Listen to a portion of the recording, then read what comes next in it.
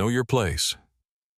Those 3 words hung in the sterile hospital corridor like poison, and in the heartbeat that followed, Dr. Richard Brennan's hand moved through the air with surgical precision, connecting with Zara Montgomery's face in a sharp crack that seemed to echo off every tile wall and glass window in St. Catherine's Regional Medical Center. A sound so shocking, so fundamentally wrong in a place dedicated to healing, that for a moment the entire hallway froze, as if time itself had stopped to witness what should never have happened. And in that terrible silence, a 9-year-old girl sitting on a nearby bench with her coloring book and frozen backpack stood up slowly, her young voice cutting through the adult paralysis with a question that would change everything. "Excuse me, mister. Why did you hit her?" My mama says grown-ups should never ever hit people. But before we reveal how one slap unraveled a career built over 2 decades and exposed the rot hiding beneath a prestigious hospital's polished reputation, make sure you hit that like button. Share this video with someone who believes in justice over hierarchy, and subscribe to our channel for more powerful stories that prove dignity always wins in the end, because what happens next will restore your faith in accountability. St. Catherine's Regional Medical Center rose 7 stories above the city's medical district, its glass and steel facade reflecting morning sunlight in a way that made it look less like a hospital and more like a temple to modern medicine. And inside the main atrium featured marble floors polished to such a shine that visitors could see their reflections, walls decorated with abstract art that cost more than most patients' annual salaries, and a massive bronze sculpture in the center representing the Hippocratic Oath. All of it designed to communicate one clear message.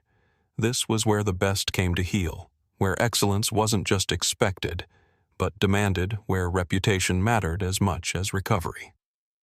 The cardiovascular surgery department occupied the entire 5th floor, a kingdom within the kingdom, and at its center stood Dr. Richard Brennan, 54 years old, with platinum blonde hair that he kept perfectly styled even during 16-hour surgical marathons, the kind of distinguished silver gold that made him look like he'd stepped out of a medical drama rather than real life. And his appearance was just the beginning of his carefully cultivated image of authority, from his custom-tailored white coats that fit him better than most men's wedding suits, to the Swiss watch that cost more than a new surgical resident made in 3 months. Everything about him screamed success power, the kind of doctor you wanted holding a scalpel near your heart, because his hands had repaired over 3,000 damaged organs with a success rate of 97.3%, a number he mentioned often enough that everyone in the department had it memorized. 22 years he'd been at St. Catherine's, building a reputation, one perfect surgery at a time, and along the way he'd developed certain beliefs about how medicine should work. Beliefs he expressed frequently and forcefully to anyone within earshot. That hierarchy existed for a reason. That questioning a senior physician's judgment was dangerous and disrespectful. That discipline maintained order in high-pressure environments, that young staff needed to learn their place before they could earn respect. And these beliefs had shaped how he ran his surgical team with an iron fist wrapped in the thinnest veneer of professionalism. Because while he never raised his voice to patients or their families behind the closed doors of operating rooms and in the corridors, staff navigated daily. He was a completely different person, the kind who threw surgical instruments when frustrated, who berated residents until they stammered through presentations, who made nurses triple-check their work not because he valued thoroughness, but because he enjoyed watching them squirm under his scrutiny. His office on the 5th floor was a shrine to his accomplishments.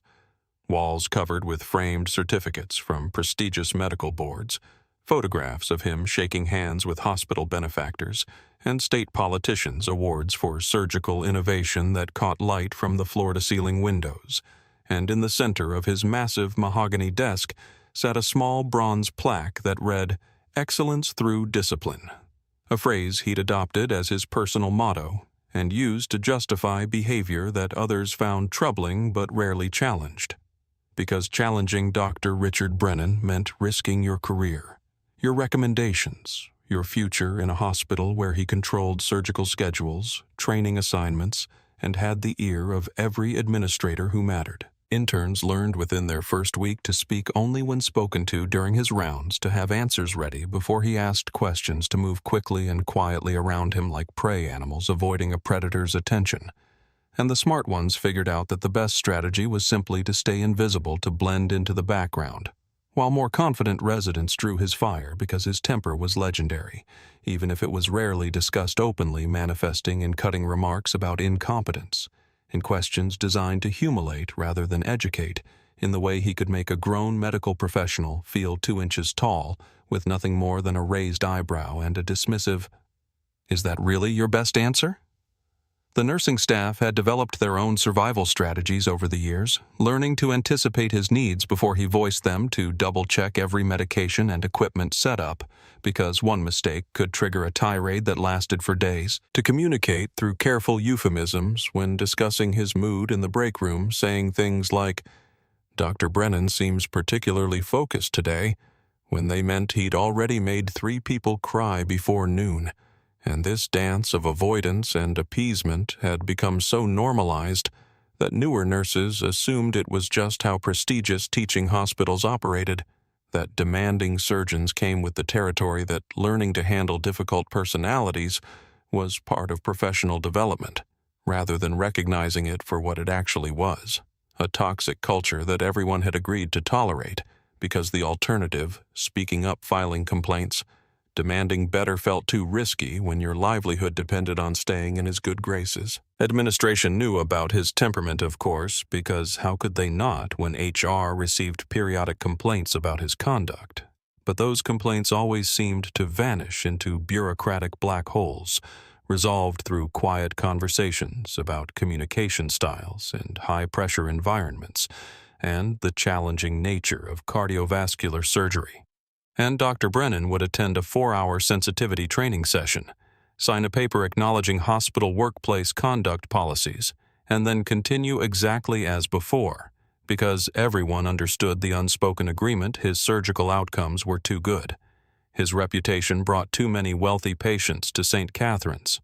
His research grants funded too much of the department's operations for anyone to seriously consider consequences that might drive him to a competing hospital. He believed in this protection deeply, believed that his skills had earned him the right to run his domain as he saw fit, believed that lesser talents needed to defer to greater ones.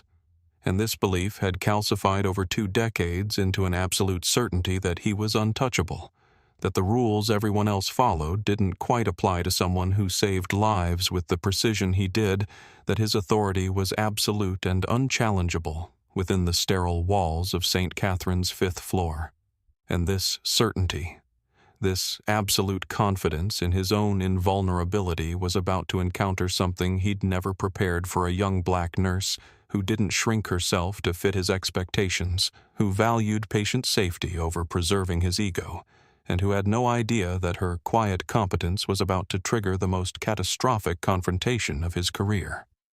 Zara Montgomery had transferred to St. Catherine's surgical trauma unit exactly 3 weeks and 2 days before everything changed, arriving with credentials that should have earned immediate respect. Top 5% of her nursing school class at Howard University advanced trauma certifications from 3 different programs, 4 years of emergency room experience at a Level 1 trauma center, where she'd handled gunshot wounds, multi-vehicle accidents, and mass casualty events, with the kind of calm efficiency that senior physicians noticed and praised, and letters of recommendation that used words like exceptional, unflappable, and the kind of nurse every surgical team wants. But none of that seemed to matter as much as what people saw when they looked at her for the first time. At 28, she moved through the hospital corridors with a quiet confidence that some people found reassuring and others found threatening. Her natural hair pulled back in a professional bun that revealed warm brown eyes that missed nothing observant without being judgmental, taking in every detail of how this new environment operated before deciding how to navigate it, and she had learned long ago that careful observation prevented most problems. That watching how power flowed through an organization told you more than any employee handbook, that listening twice as much as you spoke was the best way to earn trust in a place where being young, black, and female meant starting every interaction with unconscious bias working against you. Her credentials were impeccable.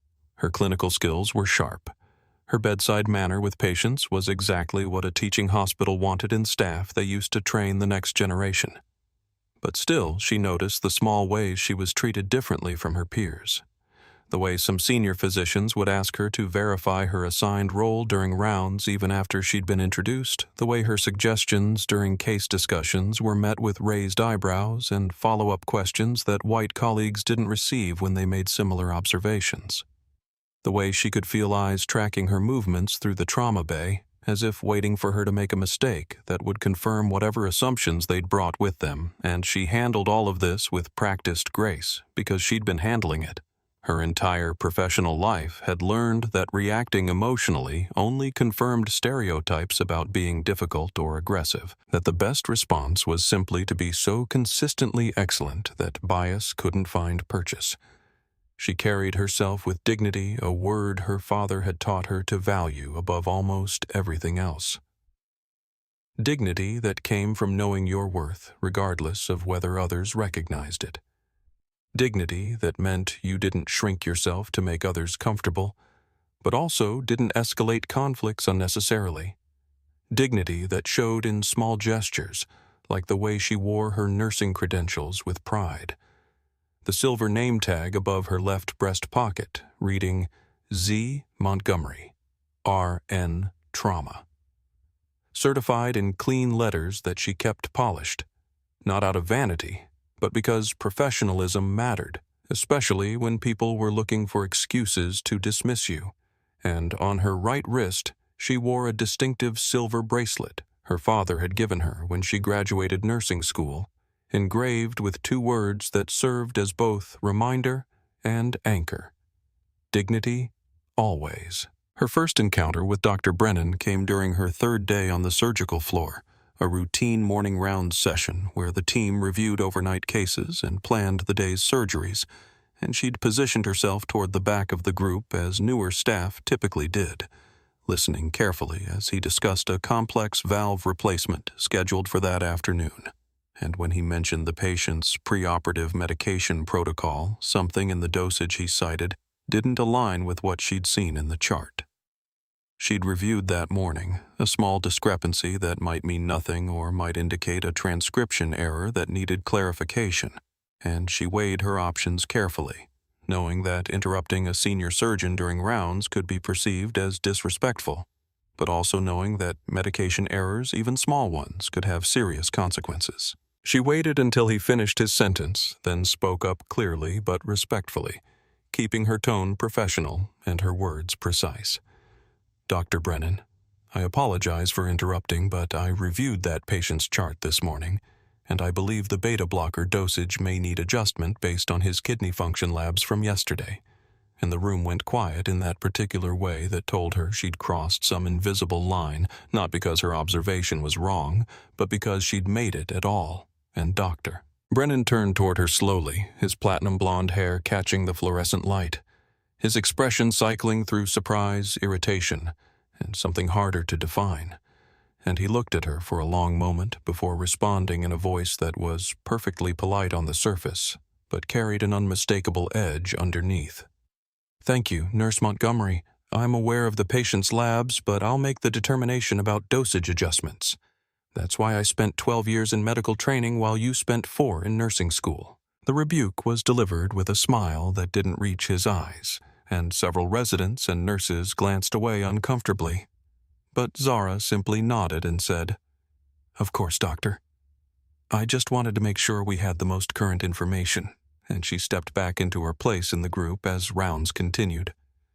But something had shifted in that moment. Some invisible line had been drawn that she'd crossed without meaning to, and she could feel it in the way he glanced at her throughout the rest of rounds, in the way he called on her, specifically to answer questions that he phrased in ways designed to make her look uncertain, in the small corrections he made to her phrasing, even when what she'd said was technically accurate, and by the time rounds ended an hour later, everyone in that conference room understood that Zara Montgomery had somehow gotten on Dr. Richard Brennan's bad side, which was a dangerous place to be. Later that day, the pharmacy called to confirm the medication order for the valve replacement patient, and it turned out Zara had been correct. The dosage did need adjustment based on kidney function, and the chart was quietly updated without any acknowledgement of her earlier observation. But that didn't matter because the pattern was already set from that day forward. Dr. Brennan watched her more closely than other nurses questioned her judgment, in ways he didn't question. Others interrupted her mid-sentence during case discussions to clarify points she'd already made clearly, and what made it more frustrating was how subtle it all was, how plausibly deniable, because he never said anything explicitly inappropriate, never referenced her race or gender directly, just created an atmosphere where she constantly had to prove herself while others got the benefit of the doubt. Other staff noticed, of course, because hospital corridors bred gossip like petri dishes bred bacteria, and Zara became the subject of whispered conversations in the break room. Some nurses offering sympathetic looks that never translated into public support. Others suggesting she was being too sensitive or reading too much into normal teaching. Hospital dynamics and a few mostly older white nurses who'd thrived under Brennan's leadership subtly distanced themselves from her as if her status as target might be contagious. And through it all, Zara maintained her composure. Continued doing her job with the same excellence she'd brought on day one. Refused to give anyone ammunition to use against her. But the isolation wore on her in ways she didn't share with colleagues in the tightness she felt in her chest when she saw Brennan approaching in the extra hour she spent each evening reviewing charts to make sure she couldn't be accused of missing anything. In the careful way she phrased every observation to sound deferential enough to avoid triggering his ego while still advocating for patient safety. What none of them knew what Zara had told no one at St. Catherine's because her father had insisted on complete discretion was that her last name, Montgomery, carried weight far beyond her own accomplishments, that her father, Isaiah Montgomery, had recently been appointed regional healthcare director, overseeing 3 hospital systems, including St. Catherine's, that he wielded power over budgets and administrative decisions and executive appointments that could reshape the entire institution, but he'd made her promise before accepting the position that she would earn her place through merit alone, no special treatment, no announcements, no using his name as a shield when things got difficult, because he believed deeply that real change in healthcare culture had to come from within, from people proving that excellence transcended bias. And Zara had agreed because she believed it too. Believed that if she needed her father's intervention to succeed, then she hadn't really succeeded at all. Believed that the system should work for everyone, regardless of connections. And so she kept the secret, even as keeping it meant enduring treatment that might have stopped immediately if people knew who she really was. And this silence, this deliberate choice to face bias without the armor of privilege, was about to be tested in a way neither she nor her father could have anticipated. Isaiah Montgomery stood at the floor-to-ceiling windows of his new office on the 8th floor of the Regional Healthcare Administration building, looking out over the city where 3 major hospital systems now answered to his oversight. And the view should have filled him with satisfaction after 30 years of climbing from emergency room orderly to regional director. But instead, he felt the familiar weight of responsibility pressing down on his shoulders. Heavier now because his daughter worked in one of those hospitals navigating challenges, he understood far too well from his own experiences decades ago when being a black man in healthcare administration meant fighting twice as hard for half the recognition. He'd grown up in the city's south side in neighborhoods where good health care meant taking 2 buses to reach a clinic that might or might not have the resources to help you, where preventable diseases killed people who couldn't afford treatment or didn't trust a medical establishment that had historically experimented on and exploited communities that looked like his. And those experiences had shaped everything about his career path, driving him first into healthcare administration and then into reform work. Always asking the same question: How do we fix broken systems from within? How do we create change that lasts beyond individual good intentions?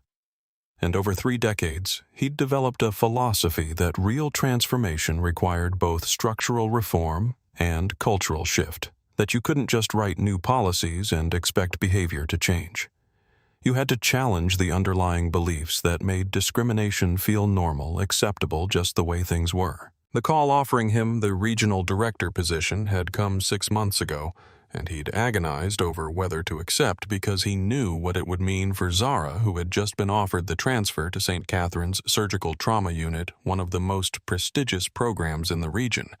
Exactly the kind of career opportunity she'd been working toward. But if he accepted the directorship, then her achievement would always carry an asterisk in people's minds. They'd assume she'd gotten the position through connections rather than merit.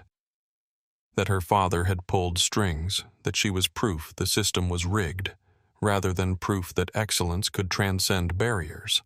And when he'd called to discuss it with her, she'd surprised him by immediately saying, "Take it, this is what you've been working toward your whole career. I can handle whatever comes from it." They'd met for dinner at her apartment that night, sitting at her small kitchen table with takeout containers between them, and they'd worked out the terms of how this would function, and his first rule was absolute no special treatment, no announcements about their relationship, no using his position to shield her from the normal challenges of hospital politics. She would succeed or fail on her own merits, the same way he had, and Zara had agreed immediately because she'd inherited his stubborn pride. His belief that help you hadn't earned was ultimately hollow. But then he'd added the second rule, the one that had sparked their first real argument in years. If anyone crosses the line from bias into abuse, you tell me immediately, because protecting you isn't special treatment, it's basic parental responsibility. Zara had pushed back hard, arguing that she needed to handle her own battles, that the moment he intervened, she became Isaiah Montgomery's daughter rather than Zara Montgomery, the nurse, that she'd spent her whole career proving she could thrive without family connections. And she wasn't about to stop now, and they'd gone back and forth for nearly an hour, before finally compromising she would handle normal workplace challenges on her own. But if anything escalated to the point where her safety or dignity was genuinely threatened, she would give him 48 hours to watch how the hospital's internal processes handled it before he stepped in officially, and he'd reluctantly agreed, because he understood her need for autonomy, even as his paternal instincts screamed that he should protect her from the kinds of discrimination he knew still flourished in prestigious institutions that prided themselves on being progressive. The silver bracelet had been his gift to her at graduation, something she could carry as a reminder of their agreement. Dignity always engraved on the inside where only she could see it, and she'd promised to wear it every day as her anchor, her reminder that self-respect mattered more than anyone else's approval. And in the 3 weeks since she'd started at St. Catherine's, he'd resisted the urge to call her daily to check in, had limited himself to their weekly Sunday dinners, where she told him carefully edited versions of how things were going, and he'd learned to read between her lines to notice when she described a challenging interaction that probably meant something worse, when she mentioned a learning experience that likely involved someone treating her with the kind of subtle condescension he remembered from his own early career. He'd heard Dr. Richard Brennan's name exactly twice in their conversations, both times in passing, as part of larger stories about surgical cases, and Zara's tone when she mentioned him had been carefully neutral in a way that made Isaiah pay attention, because his daughter didn't waste energy maintaining neutrality about people, unless there was something brewing beneath the surface, something she didn't want him to know about yet. And he'd made note of the name had quietly pulled Brennan's personnel file through administrative channels just to see what he was dealing with, and what he'd found had concerned him. A brilliant surgeon with an undeniable track record of success, but also a pattern of complaints that had been resolved too easily. Incidents that should have triggered formal investigations, but had somehow been smoothed over with minimal consequences, and he'd recognized the pattern immediately because he'd seen it countless times before. The way institutions protected high performers, even when their behavior damaged the culture around them. He'd drafted an email to Zara 3 times asking her directly if she was having problems with Brennan, and 3 times he'd deleted it before sending, knowing that if he asked, she'd either have to lie to protect their agreement about handling things herself, or she'd have to admit something was wrong and trigger his involvement before she was ready. And neither option honored the trust they'd built. So instead he'd done what he could do from his position, which was implement stronger workplace conduct policies across all 3 hospital systems, create more robust anonymous reporting mechanisms, and start asking pointed questions in board meetings about how complaints against senior staff were being handled, planting seeds for cultural change that might protect not just Zara, but everyone else facing similar challenges. What he didn't know, what Zara hadn't told him because she was still trying to handle it through proper channels, was that the tension with Brennan had escalated significantly over the past week, that the subtle undermining had become more overt criticism, that she was starting to feel the isolation that came when a powerful person decided you were a problem to be managed rather than a colleague to be respected, and she'd been documenting everything, carefully keeping a private log of incidents with dates and witnesses, building a case she hoped she'd never need to use, still believing that if she just kept her head down and continued doing excellent work, the situation would eventually resolve itself, not realizing that some conflicts don't de-escalate on their own, that sometimes silence in the face of disrespect only invites more disrespect, and that she was about to face a choice between maintaining her dignity and maintaining her father's trust that she could handle this independently. The silver bracelet caught morning light as she prepared for her shift on the day everything would change, and she touched it unconsciously while drinking her coffee, repeating the words to herself like a mantra, dignity always, not knowing that within hours those 2 words would be tested in front of witnesses, that the choice between shrinking herself to avoid conflict and standing firm for what was right would come in the most public and humiliating way possible, and that the secret she'd been protecting her father's position and the power it carried would emerge in a way that transformed everything about how St. Catherine's understood accountability. But first she had to make it through a trauma case that would prove some things mattered more than professional survival. Some battles had to be fought even when the cost seemed too high, and some moments of courage happened. Not because you felt strong enough to handle them, but because the alternative, staying silent while someone got hurt, was simply unacceptable. The call came through at 2:47 p.m. on a Tuesday that had started unremarkably, the emergency dispatcher's voice cutting through the surgical floor's usual afternoon rhythm, with news that turned routine into chaos. Multi-vehicle collision on Interstate 40, estimated 15, involved 3 critical incoming by helicopter, ETA, 12 minutes all surgical teams to Trauma Bay. This is not a drill, and immediately the well-practiced machinery of emergency response kicked into motion. Alarms sounding through corridors overhead, pages summoning specific personnel, the controlled urgency that separated good trauma centers from great ones. And Zara had been in the middle of post-operative checks on a gallbladder patient when she heard the code, and she moved without hesitation. Years of emergency room training taking over as she secured her current patient's IV lines, documented vitals on the chart, and headed toward the trauma bay at a pace that was quick without quite being a run, because running in hospitals created panic, and panic killed patients. The trauma bay occupied the entire eastern wing of the 2nd floor, a massive space designed to handle multiple critical cases, simultaneously equipped with everything from portable X-ray machines to rapid transfusion systems. And when Zara arrived, the transformation from peaceful to frantic was already underway. Nurses pulling supply carts into position, surgical residents gowning up anesthesiology, wheeling in equipment, everyone moving with practiced efficiency, born from drills they'd run monthly and real events they'd handled too many times. And she found her assigned station at Bay 3, began checking equipment, systematically running through her mental checklist of what would be needed, making sure blood products were available, confirming that monitoring equipment was functional. her hands moving through tasks with muscle memory while her mind stayed clear and focused, because in trauma situations, emotional reactions got people killed while calm competence saved lives. Dr. Richard Brennan swept into the trauma bay like a storm front, his platinum blonde hair covered now by a surgical cap, but his commanding presence unmistakable.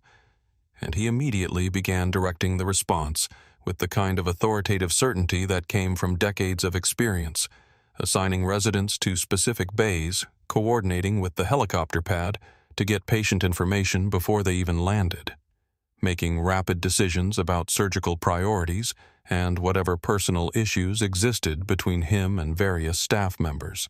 In this moment, his skill was undeniable. His ability to organize chaos into ordered response was exactly why St. Catherine's had the best trauma outcomes in the region, and even Zara, who had every reason to resent his treatment of her, recognized and respected the clinical excellence he brought to moments like this. The first helicopter touched down at 2:59 p.m., 11 minutes faster than estimated, carrying a 34-year-old woman who'd been trapped in her vehicle for 20 minutes before extraction, massive internal bleeding, evident from vital signs that were barely maintaining blood pressure, dropping despite aggressive fluid resuscitation by the flight crew. And Dr. Brennan took one look at the pre-hospital report and made the call. Bay 1. This is our priority. Probable liver laceration. Possible. Splenic rupture. We're going straight to surgery. No time for full imaging. Someone get OR. 3 prepped immediately, and the team mobilized around that decision. The patient rolling through doors in a carefully controlled rush, Brennan calling out orders about blood products and surgical instruments, while residents scrambled to keep pace with his thinking. Zara had been assigned to assist with the primary surgery, a recognition of her trauma experience that she appreciated, even as it meant working directly under Brennan's supervision for what could be hours of intense pressure, and she moved into the OR behind the patient, beginning her setup routine, automatically checking that surgical instruments were properly arranged, confirming with anesthesiology that lines were secured, making sure the massive transfusion protocol was ready. Because based on the patient's presentation, they were going to need significant blood replacement. And around her, the surgical theater hummed with focused energy. Everyone performing their assigned role in a choreography they'd practiced countless times, the kind of teamwork that made medicine beautiful when it worked. Right when egos stepped aside and only the patient's survival mattered. Dr. Aisha Patel, the anesthesiologist, was a quiet woman in her mid-30s with steady hands and a reputation for staying calm under pressure that had earned her Brennan's rare respect, and she worked efficiently at the head of the surgical table, placing tubes and lines, adjusting medication drips, calling out vital signs in a voice that stayed level, even when the numbers she reported weren't good, BP 70/40 and dropping heart rate 130. I'm increasing pressors, but we need to find that bleeder fast, and Brennan was already scrubbed in making his first incision with the swift precision that had saved thousands of lives.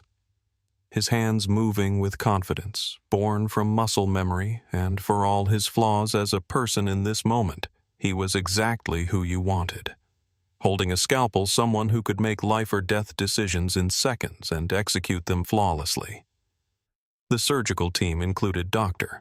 James Hartley, a third-year resident who was eager to impress and perpetually nervous around Brennan, and William Rodriguez, a surgical technician with 15 years of experience who anticipated needs before they were voiced, handing instruments before being asked, adjusting retractors without instruction. The kind of invisible excellence that made surgeries flow smoothly, and they all worked in synchronized silence, broken only by Brennan's terse instructions and Patel's vital sign updates. And for 27 minutes the surgery proceeded exactly as it should. They located the liver laceration, controlled the bleeding, assessed surrounding organs for additional damage, and the patient's blood pressure began stabilizing as their repairs took effect. Then Zara, reviewing the patient's chart that had been rushed up from emergency intake, noticed something that made her look twice a small notation in red ink that should have been flagged during pre-op but had been missed in the chaos of the trauma bay. And she felt her stomach drop slightly because what she was seeing was potentially serious. The patient had a documented severe allergy to cefazolin, which was the standard antibiotic used in surgical prophylaxis, and she glanced up to see Dr. Patel already preparing the antibiotic administration following the protocol they used for every trauma surgery, unaware that in this specific case, the protocol would trigger anaphylaxis that could kill the patient. They'd just spent half an hour saving, and Zara faced a choice. In that moment, speak up and potentially anger Brennan by interrupting the surgical flow, or stay silent and watch a preventable complication unfold. Her hand touched the silver bracelet beneath her surgical gown, feeling the engraved words against her skin. Dignity always, and she made her decision, stepping slightly forward to catch Dr. Patel's attention, keeping her voice professional and clear. Dr. Patel, before you administer that, I need you to check the patient's allergy list. There's a flag for cefazolin, and Patel paused, glanced at the chart Zara held up, and her expression shifted immediately to concern as she saw the red notation, and she looked toward Brennan, who was focused on the surgical field, and she said carefully, Dr. Brennan, we need to switch antibiotics. Patient has a documented cefazolin allergy. What happened next occurred in slow motion from Zara's perspective. Brennan's hands never stopping their work, but his voice taking on an edge of irritation as he said, We don't have time for antibiotic changes. The standard protocol is fine. We've used it 1,000 times. And Patel, to her credit, pushed back gently. Doctor, the allergy is clearly flagged in the chart, but Brennan cut her off with sharp finality. I said, Proceed with the protocol. I don't have time for second-guessing during active surgery. And everyone in that OR felt the temperature drop, felt the weight of his authority pressing down on the objection, and Zara saw Dr. Patel's hand hesitate over the syringe, saw the internal calculation happening behind her eyes, the same calculation every healthcare professional faced when hierarchy conflicted with patient safety. Zara had experienced this calculation dozens of times in her career, that moment when speaking up might save a life, but also might destroy your professional relationships, might mark you as difficult or insubordinate, might follow you through evaluations and recommendations for years to come. And she'd learned that most people chose silence not because they didn't care about patients, but because the cost of speaking up felt too high, and she understood that calculation intimately felt it herself in that moment, as she weighed staying quiet against watching a preventable harm unfold. But then she thought about the woman on the table, about the family waiting somewhere in the hospital to hear if their daughter, their sister, their mother had survived, about the fact that they'd done everything right, surgically only to potentially kill her with an antibiotic reaction, and the calculation suddenly felt simple rather than complex. She stepped fully into Brennan's line of sight, her voice rising just enough to cut through the OR's background noise, firm and clear and absolutely professional. Dr. Brennan, with respect, the patient has a severe documented allergy to cefazolin. Administering it could trigger anaphylaxis. We need to use an alternative antibiotic immediately, and the surgical theater went silent except for the steady beep of monitors, and Brennan's hands stopped moving for the first time since surgery began, and he looked up from the surgical field, his eyes meeting Zara's over his mask, and everyone in that room could feel the confrontation building, could sense that this was about more than just medication choices. This was about authority and challenge and all the accumulated tension of the past 3 weeks, concentrating into a single moment of decision. The silence stretched for 3 seconds that felt like 3 hours. Every person in operating room 3 holding their breath, waiting to see how Dr. Richard Brennan would respond to being contradicted by a nurse in front of his surgical team, and his platinum blonde eyebrows drew together above his mask in a way that his longtime colleagues recognized as dangerous, the expression that usually preceded a tirade about respect and hierarchy and knowing your place in the medical food chain. But before he could speak, Dr. Patel interjected quietly, her voice careful but firm. She's right, Doctor. I'm looking at the chart now. There's a red flag here for severe cefazolin reaction documented from a previous hospitalization 3 years ago. and she held up the paperwork so he could see it. And for a moment something flickered across his face that might have been recognition of error, might have been appreciation that they'd caught something important, but then it hardened into something else. Into the stubborn pride of a man who'd spent 2 decades being right and couldn't acknowledge being wrong, especially not in front of staff he'd spent weeks trying to dominate. His hands returned to the surgical field, his voice tight with controlled anger. Fine, use vancomycin instead. But this disruption is noted. We'll discuss proper protocol for raising concerns after we've finished saving this patient's life. And the words themselves were professional enough. But the tone carried an unmistakable threat, a promise that there would be consequences for making him look uncertain in his own OR, and Zara felt it land like a slap.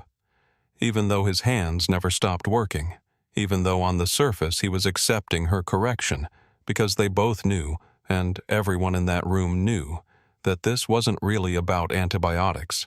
It was about power, about who got to question whom, about the invisible rules that governed hospital hierarchies and what happened when someone broke them. Doctor, Patel quickly prepared the vancomycin, administering it with the same efficiency she brought to everything, and surgery continued without further incident.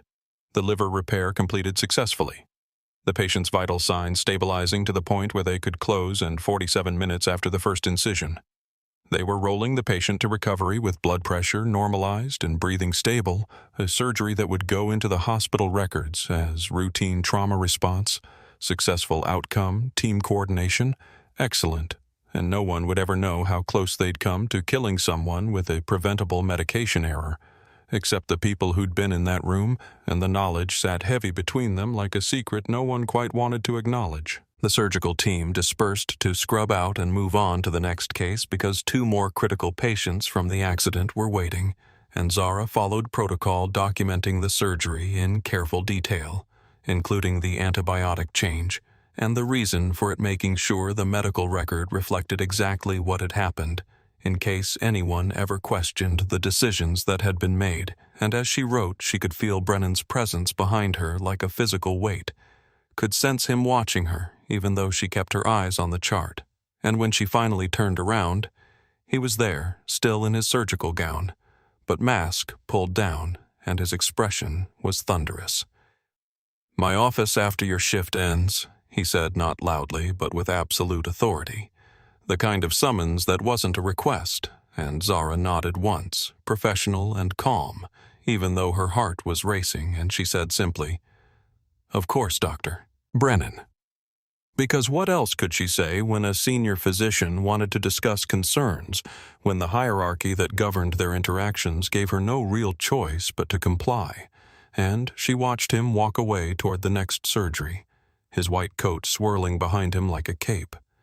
And she took a deep breath and touched her bracelet again, reminding herself that she'd done the right thing, that patient safety mattered more than workplace politics, that her father would be proud even if her career here ended up being short. The rest of the shift passed in a blur of controlled chaos as the trauma team worked through the remaining accident victims, 2 more surgeries that Zara assisted with under different attending physicians, who treated her with professional respect. And somewhere in the back of her mind, she kept replaying the OR confrontation, analyzing whether she could have handled it differently, whether there was a way to advocate for the patient without challenging Brennan's authority so directly. But every scenario she ran through her head ended the same way, with her either speaking up or staying silent with patient safety or professional safety. And she knew she'd make the same choice again. Because what was the point of having medical knowledge if you didn't use it to protect people?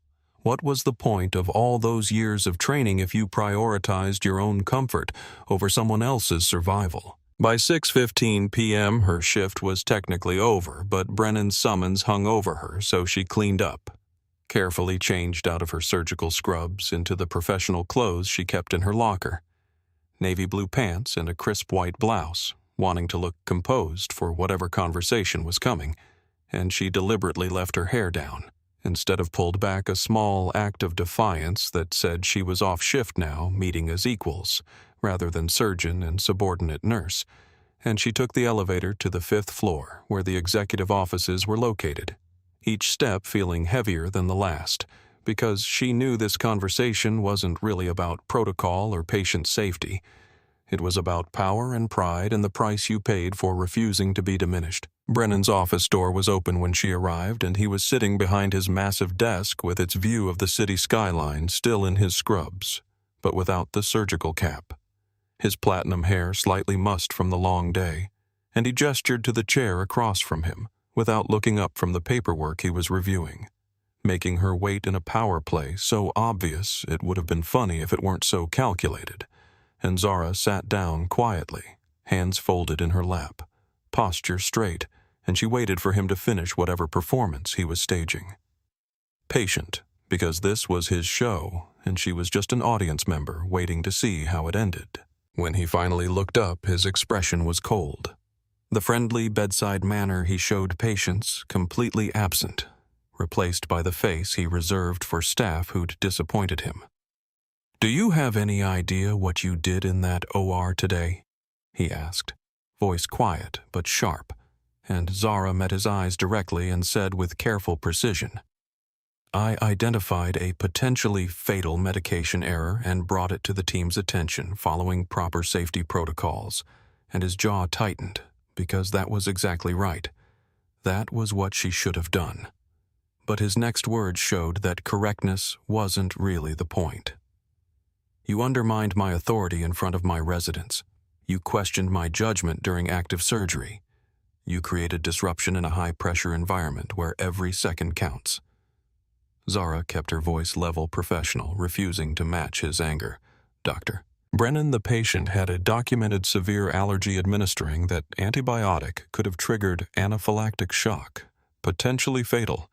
"I wasn't questioning your judgment. I was providing information you didn't have." But he talked over her, his voice rising now. "Don't lecture me about information I didn't have. I've been practicing medicine since you were in elementary school. I've done thousands of surgeries. I know how to read a chart. What you did was disrespectful, and it won't be tolerated. Do you understand me?" The conversation spiraled from there. Brennan listing grievances from the past 3 weeks, every question she'd asked during rounds, every suggestion she'd made that differed from his approach, every moment she'd failed to show what he considered appropriate deference, and he framed it all as insubordination, as a pattern of behavior, from a nurse who didn't understand her role, who needed to learn proper respect for hierarchy. And Zara listened without interrupting, recognizing that he wasn't really talking to her. He was talking at her, using her as a vessel for his frustration about a world that was changing in ways he didn't like, where his authority wasn't as absolute as it used to be, where young black women didn't automatically shrink themselves to accommodate his ego.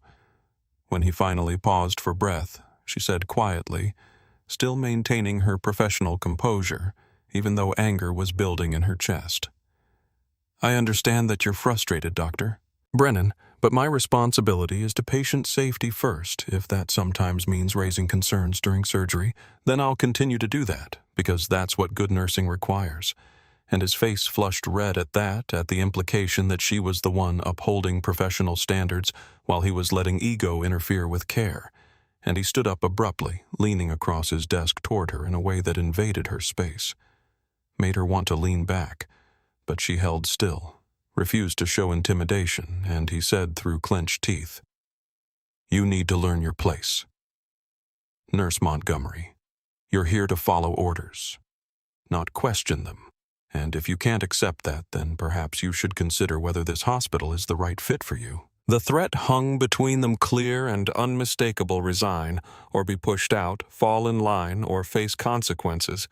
And Zara felt something shift inside her, felt the last remnants of patience and accommodation crumble away.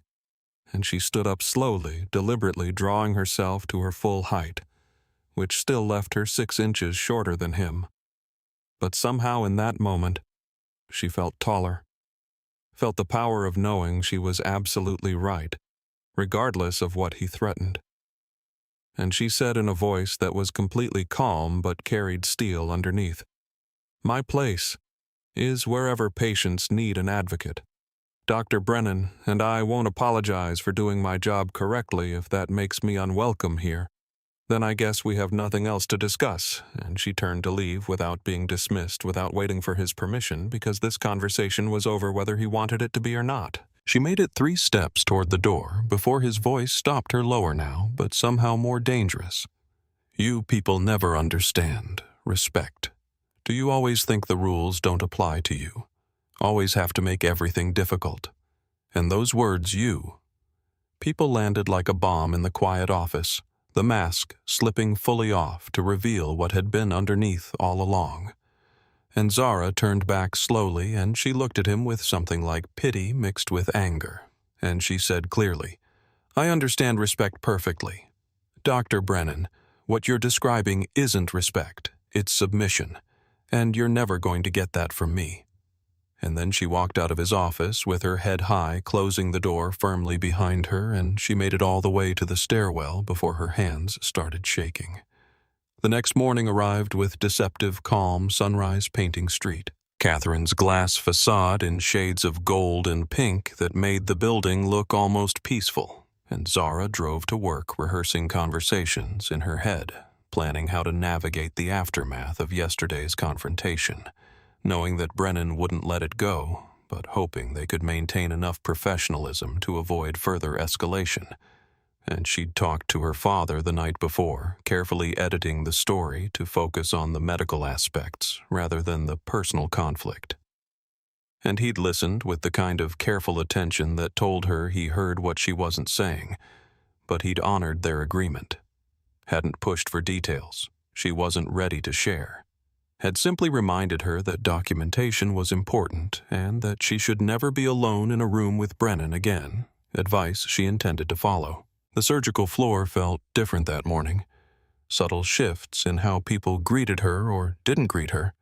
Conversations that stopped when she entered the break room and she realized word had spread somehow about the OR incident and the office confrontation gossip traveling through hospital corridors at the speed of light.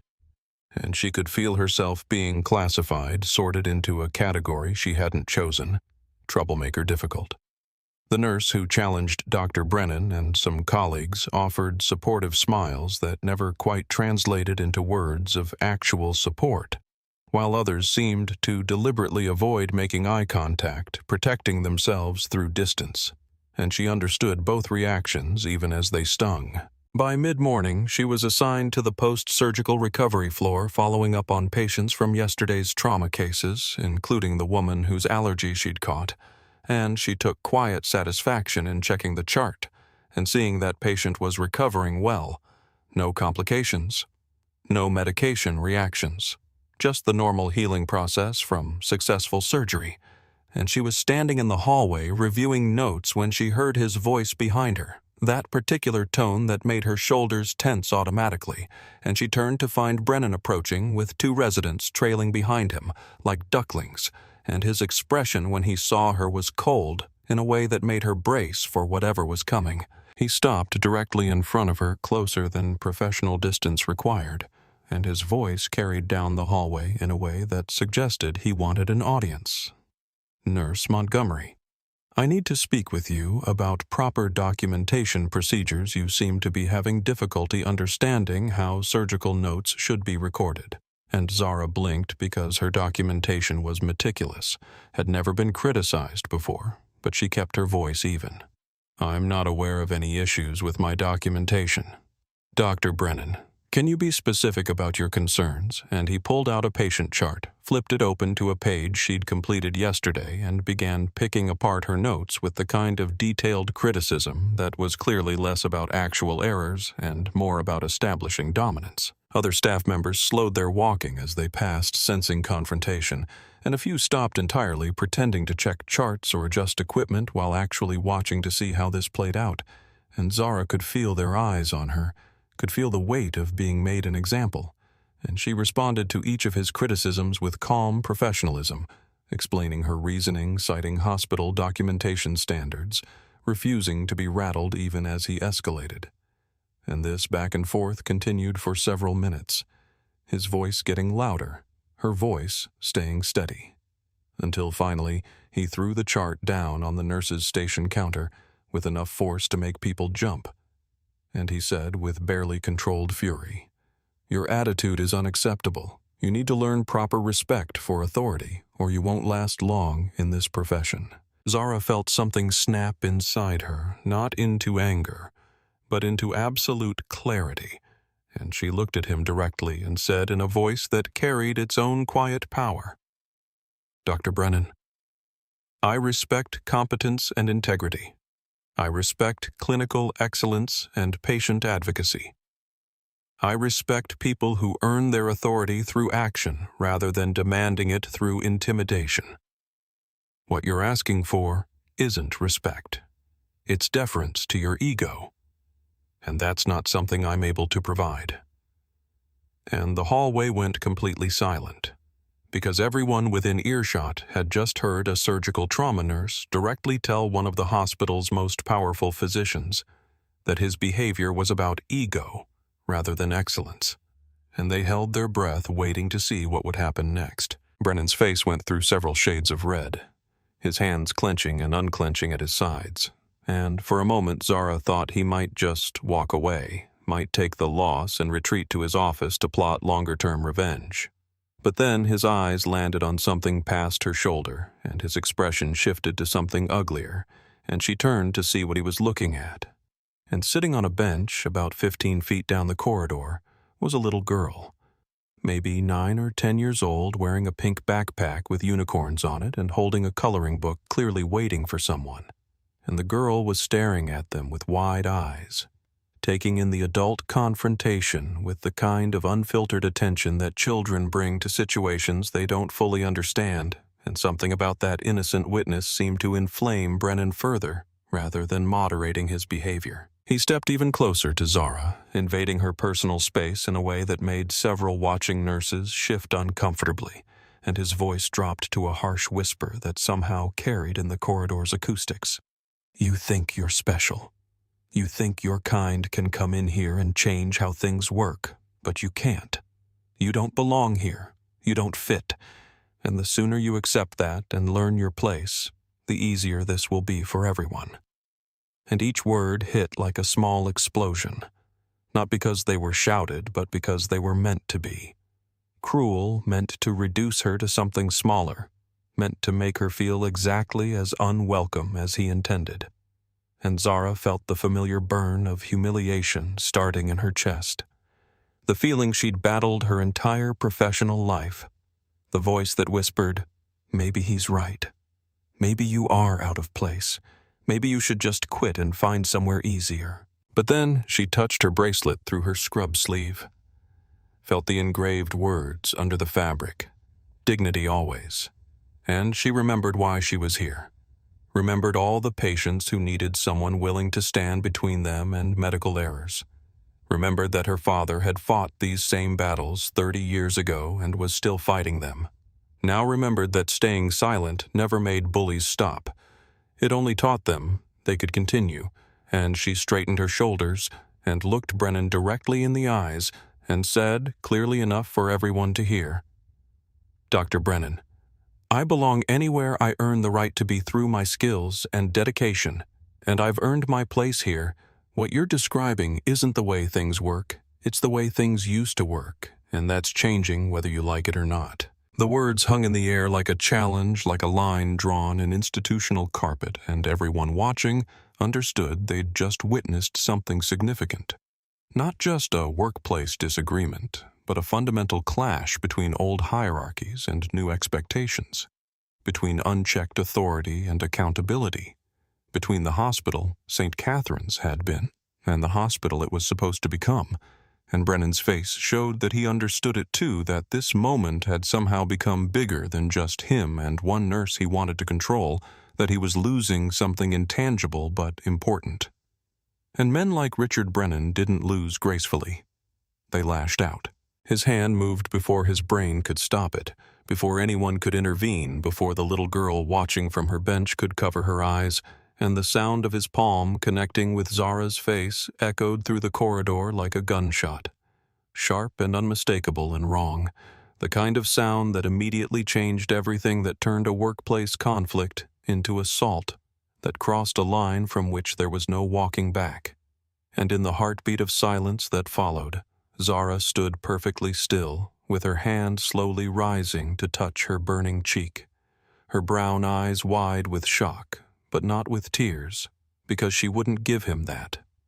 Wouldn't let him see her broken, even as the handprint was already forming on her dark skin, visible proof of violence that no one could deny or explain away. The little girl stood up from her bench, her coloring book falling to the floor with a soft thud, and her voice cut through the adult paralysis with the kind of moral clarity that only children possess, innocent and devastating. "Excuse me, mister, why did you hit her? My mama says grown-ups should never ever hit people. That hitting is wrong, even when you're really mad. So why did you do it?"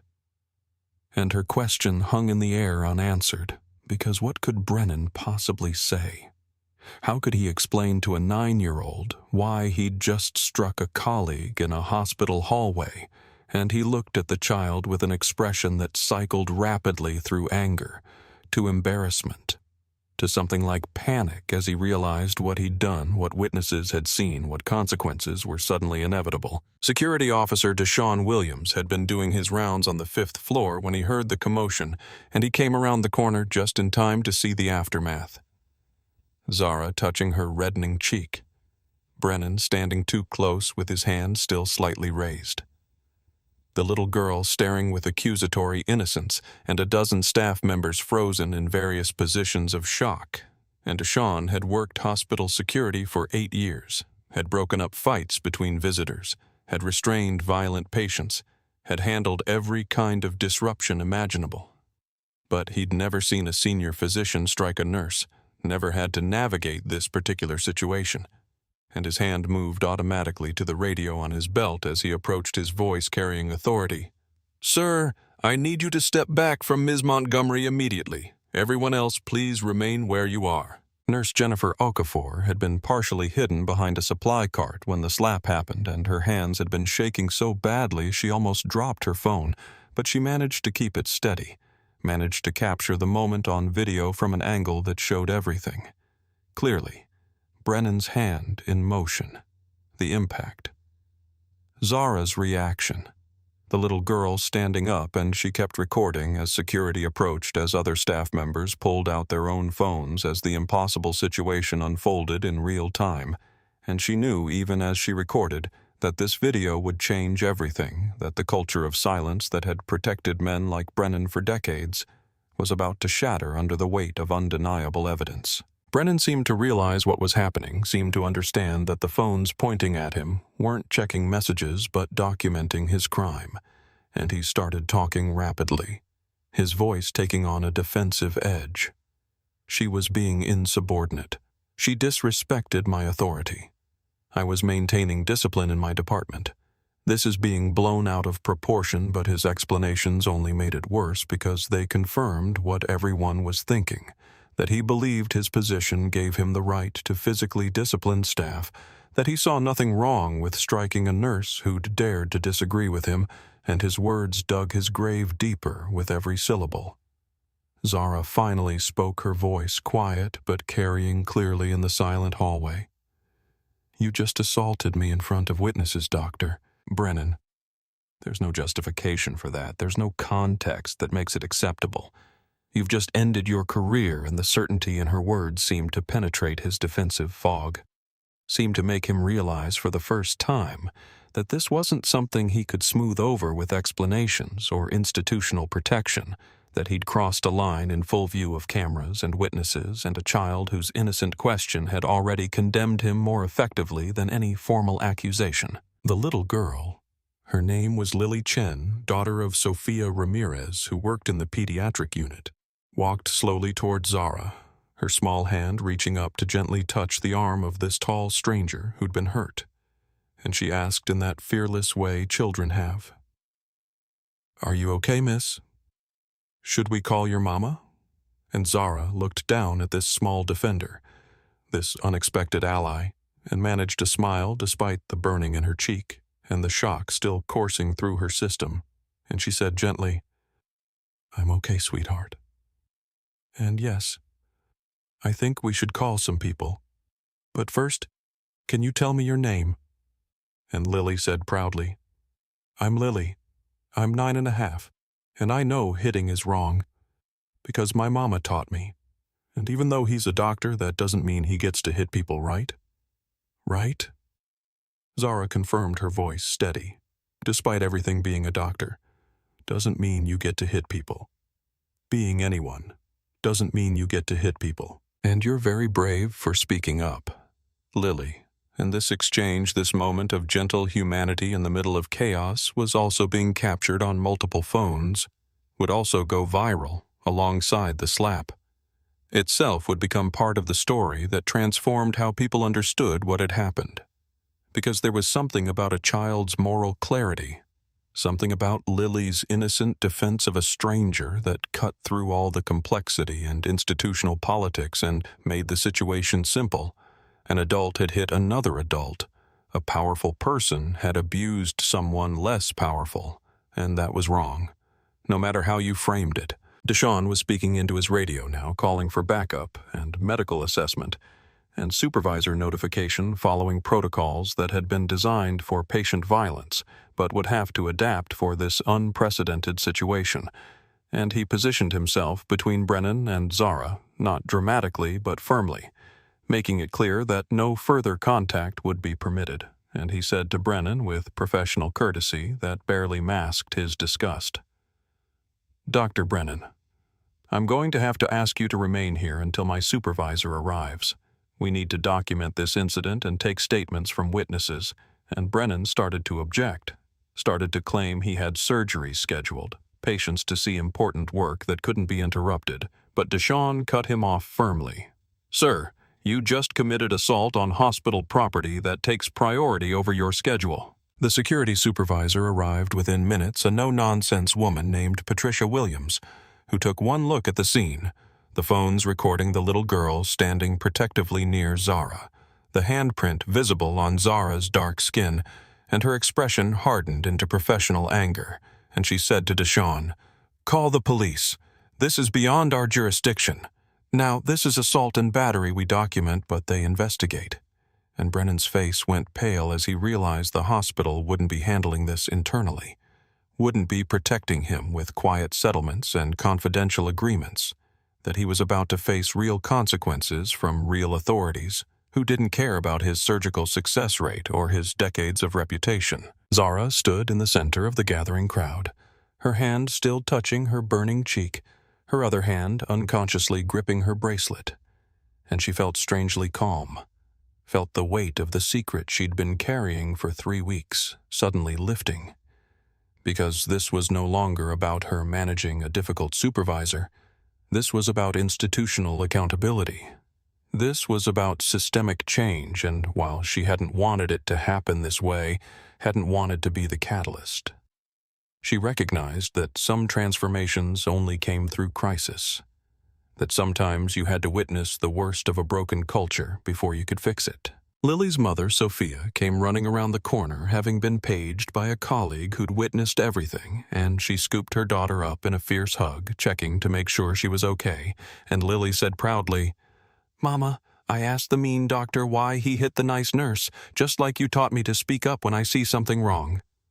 And Sophia's eyes filled with tears, not from sadness, but from pride mixed with heartbreak that her daughter had to witness adult violence, had to learn at 9 years old that hospitals weren't always safe, that authority figures sometimes abused their power, that speaking truth required courage even from children. The hallway that had fallen silent after the slap now hummed with urgent activity. Security taking statements, staff members comparing phone footage, administrators being paged from their offices, and at the center of it all stood Zara Montgomery, professional and composed, despite the visible evidence of assault on her face. And she thought about calling her father, but decided not to. Not yet decided to let this play out through proper channels for at least the 48 hours they'd agreed on. Because if there was ever a test of whether institutions could self-correct without outside intervention, this was it. and she wanted to believe, needed to believe, that St. Catherine's would do the right thing when the evidence was this clear, when the violation was this public, when the whole world was watching through camera phones and social media. But what she didn't know, what none of them knew in that moment, was that video footage was already uploading to Twitter and Instagram, and TikTok was already being shared by nurses across the country who recognized their own experiences in Zara's story, was already being picked up by local news stations and national healthcare advocates.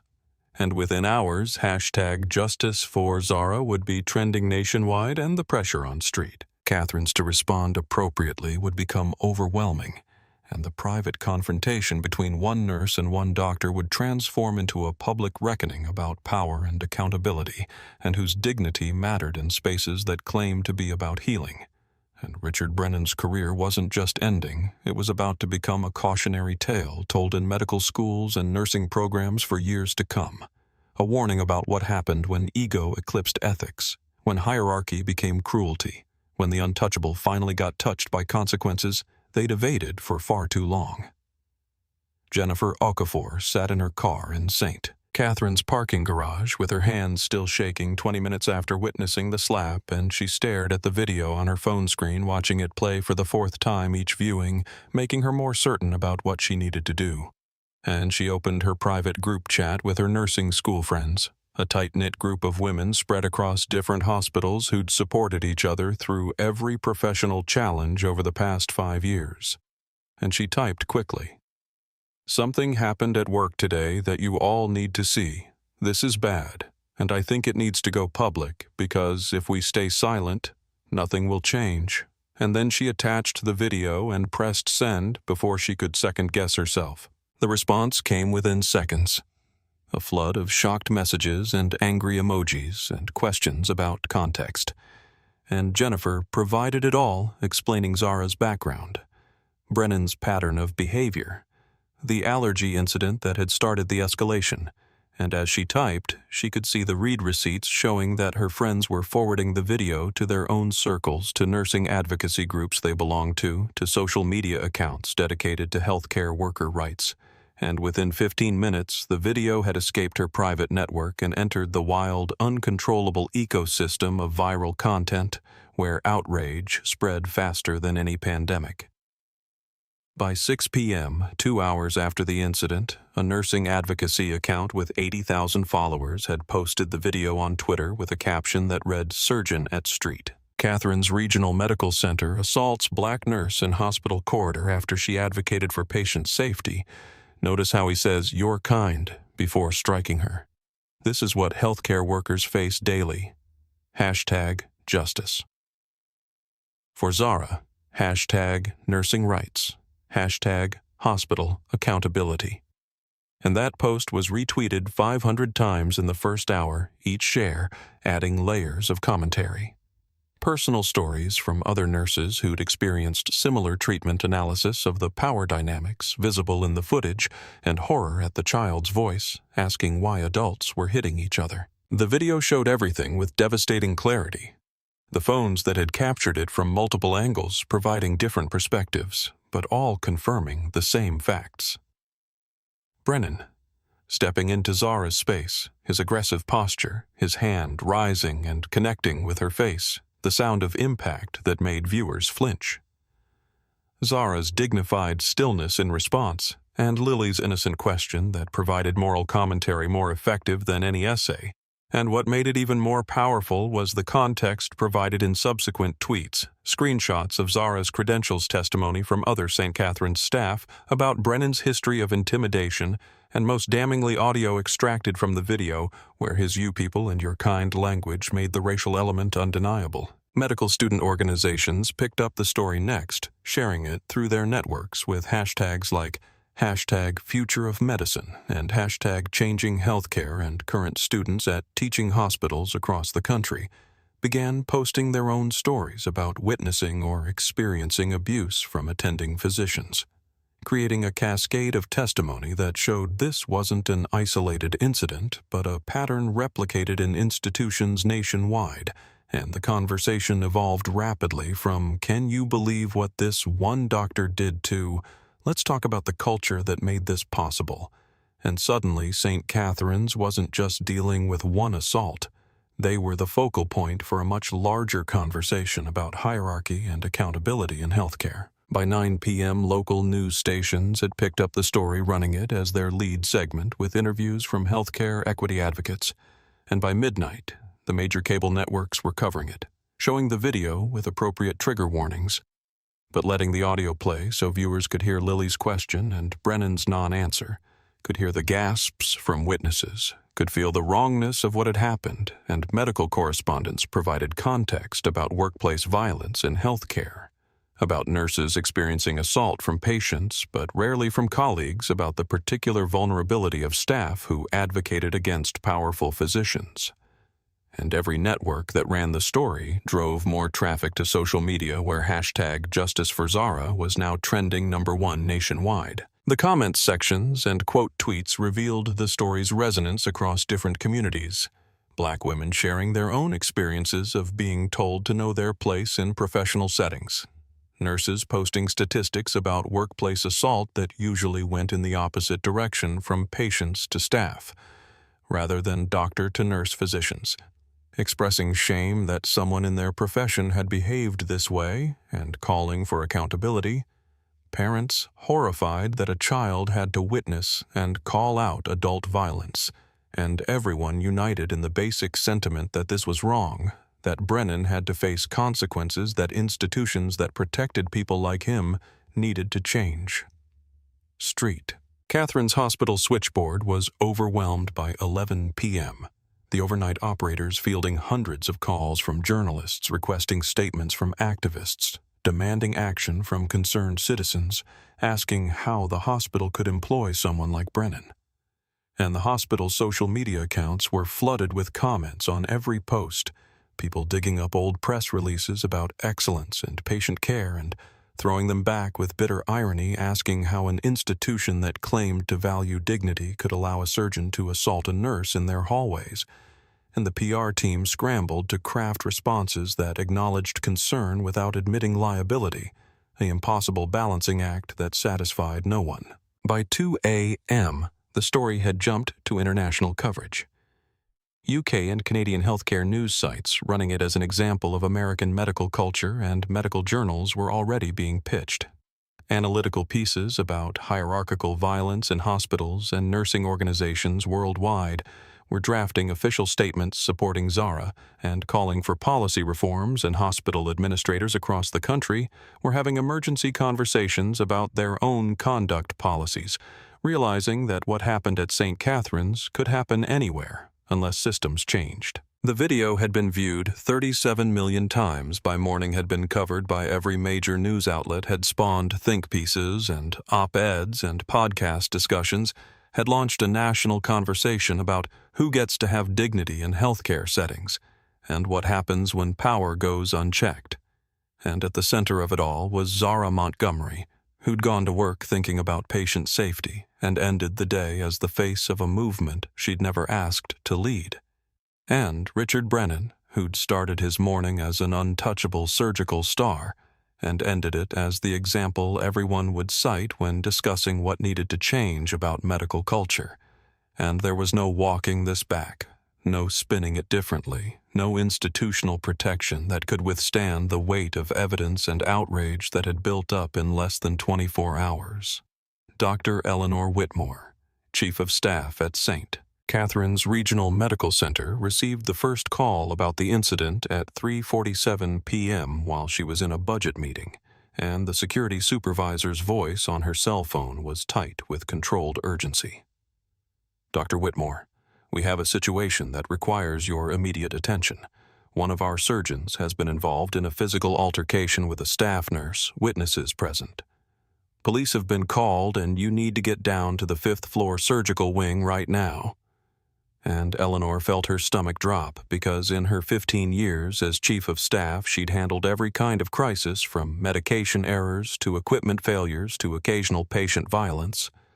but a surgeon striking a nurse was unprecedented territory that carried implications she was already calculating as she excused herself from the meeting and headed for the stairs, because waiting for an elevator felt like wasting seconds they couldn't afford. She arrived at the 5th floor to find controlled chaos security establishing a perimeter around the area where the assault had occurred, staff being separated for individual witness statements, and in the center of it all stood Richard Brennan, looking smaller somehow than his usual commanding presence.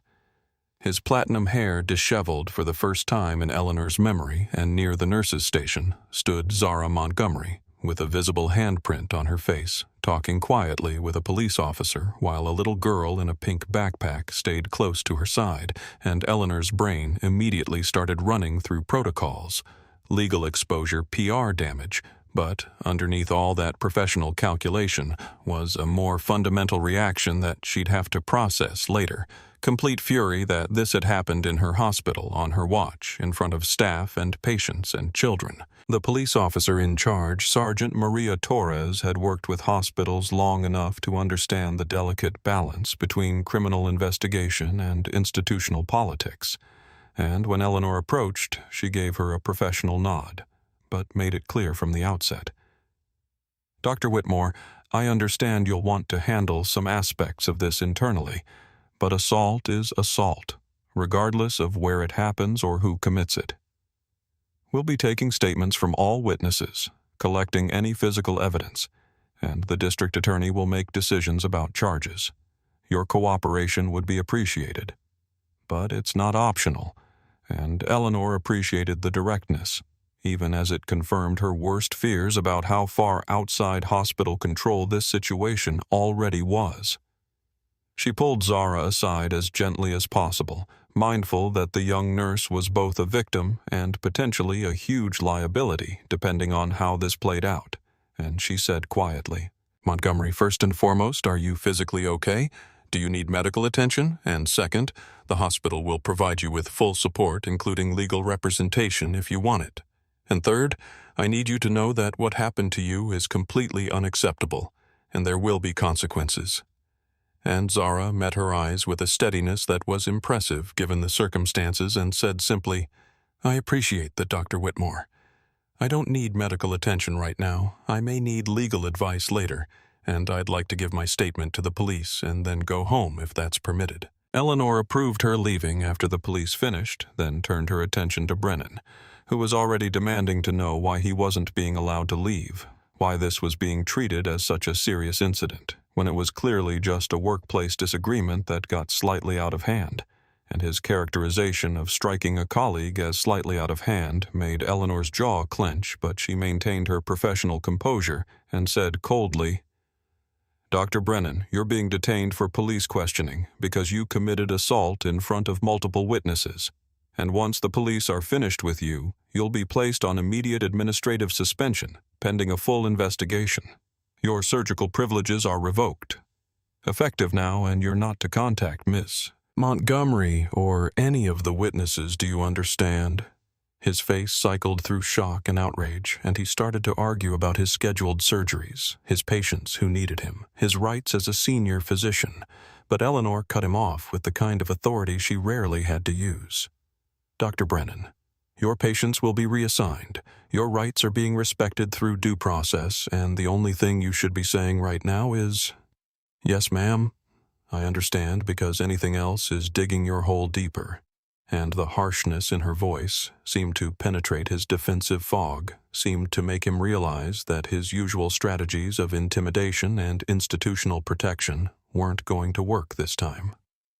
By 7 p.m., Eleanor was in an emergency meeting with the hospital's legal counsel, Thomas Yee, the head of human resources, Patricia Dubois, and the chair of the hospital board, Dr. James Patterson, and they were reviewing the video footage that had already gone viral, along with witness statements that painted a damning picture of escalating harassment, culminating in physical violence.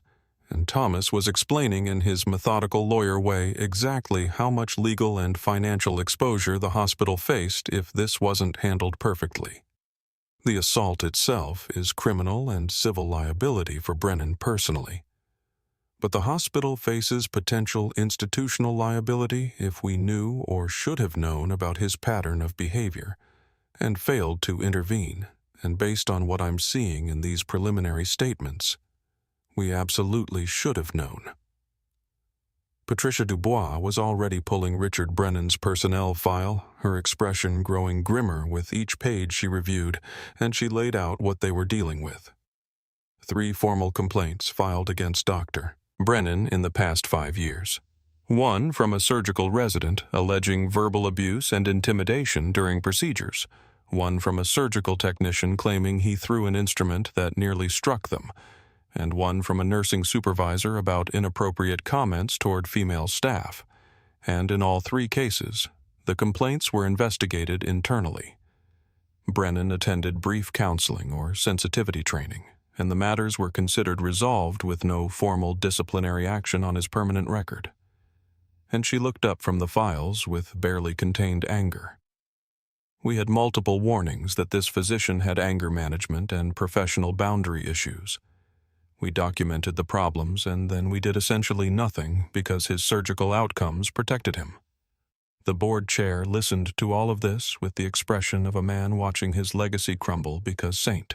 Catherine's reputation had been built on clinical excellence, and he'd been part of the administration that prioritized those outcomes over workplace culture, and now that choice was exposed for the moral failure. It was, and he said heavily, "The video has 30 million views and counting. We're the lead story on every news network. Nursing organizations are calling for our accreditation to be reviewed, and we're facing a credibility crisis that could take years to recover from. So the question isn't whether Brennan faces consequences, it's whether those consequences happen fast enough and publicly enough to show we take this seriously. Because if we don't get ahead of this story, the story will destroy us." They discussed options for the next 2 hours, working through scenarios and legal implications, and by 9 p.m. they'd made several key decisions. Brennan would remain on unpaid administrative leave while the police investigation proceeded and a separate internal review was conducted. His access to the hospital would be revoked immediately. All of his patients and surgical cases would be reassigned to other surgeons, and the hospital would issue a public statement condemning workplace violence and committing to a comprehensive review of conduct policies. And Thomas cautioned them that this statement would essentially admit they'd had problems they hadn't addressed, would invite more scrutiny and possibly more lawsuits from other staff who'd experienced mistreatment, but the alternative of saying nothing or minimizing the incident would be worse in an environment where video evidence made denial impossible. The statement went out at 10 p.m. through the hospital's official channels, carefully worded to express concern for Zara's well-being and commitment to accountability without admitting specific legal liability. And it was immediately torn apart on social media as too little too late as corporate speak that avoided real responsibility, as exactly the kind of response that enabled cultures of abuse to persist. And Eleanor read the reactions with weary recognition that there was no response that would satisfy everyone, that some bridges were burned beyond repair. But she also knew they were doing more than most institutions did in similar situations, were actually implementing real consequences, rather than just managing PR, and that had to count for something even if it didn't feel like enough in the moment. Meanwhile, in a conference room being used as a temporary command center, Patricia and her HR team were doing what should have been done years ago, pulling every complaint ever filed about any physician in the surgical department looking for patterns they'd missed or deliberately ignored. And what they found made Patricia sick to her stomach, because Brennan wasn't the only problem. He was just the most extreme example. There were complaints against 3 other senior surgeons that showed similar, though less violent patterns of intimidation and inappropriate conduct, all resolved through minimal interventions that clearly hadn't changed behavior, and she realized they were looking at a department-wide cultural rot that would require comprehensive intervention, not just firing one doctor who'd finally crossed an undeniable line. She pulled together a task force that worked through the night developing a plan for what would eventually become the Montgomery Protocol, though they didn't know that name yet. A comprehensive review of all senior staff conduct, implementation of stronger reporting mechanisms, mandatory training on professional boundaries and bias, and most importantly, a commitment to actually follow through on investigations, rather than sweeping complaints under the rug to protect high performers. And as the sun rose on the day after the incident, St. Catherine's was a hospital in crisis, but also potentially on the verge of transformation if they could maintain the will to change once the immediate scandal faded from headlines. Isaiah Montgomery learned about the assault on his daughter not from Zara herself, but from a carefully worded email he received at 10:23 p.m. from the hospital board chair who had no idea he was messaging the victim's father. The email simply noting that there had been a serious incident involving workplace violence at St. Catherine's that would likely receive media attention and wanted to give him advance notice as regional healthcare director before it became public, and Isaiah had felt a cold spike of dread even before he clicked on the attached incident report and saw his daughter's name listed as the victim. He called her immediately, not caring that it was late, his heart pounding in a way that had nothing to do with professional concern and everything to do with parental terror. And when she answered on the fourth ring, her voice sounded tired but steady, and she said before he could ask, "Dad, I'm okay, I'm physically fine, and I need you to not do anything right now. Please, just let me explain what happened, and then give me the 48 hours we agreed on to see how the hospital handles it before you intervene officially." And he wanted to argue, wanted to demand names and consequences and immediate action.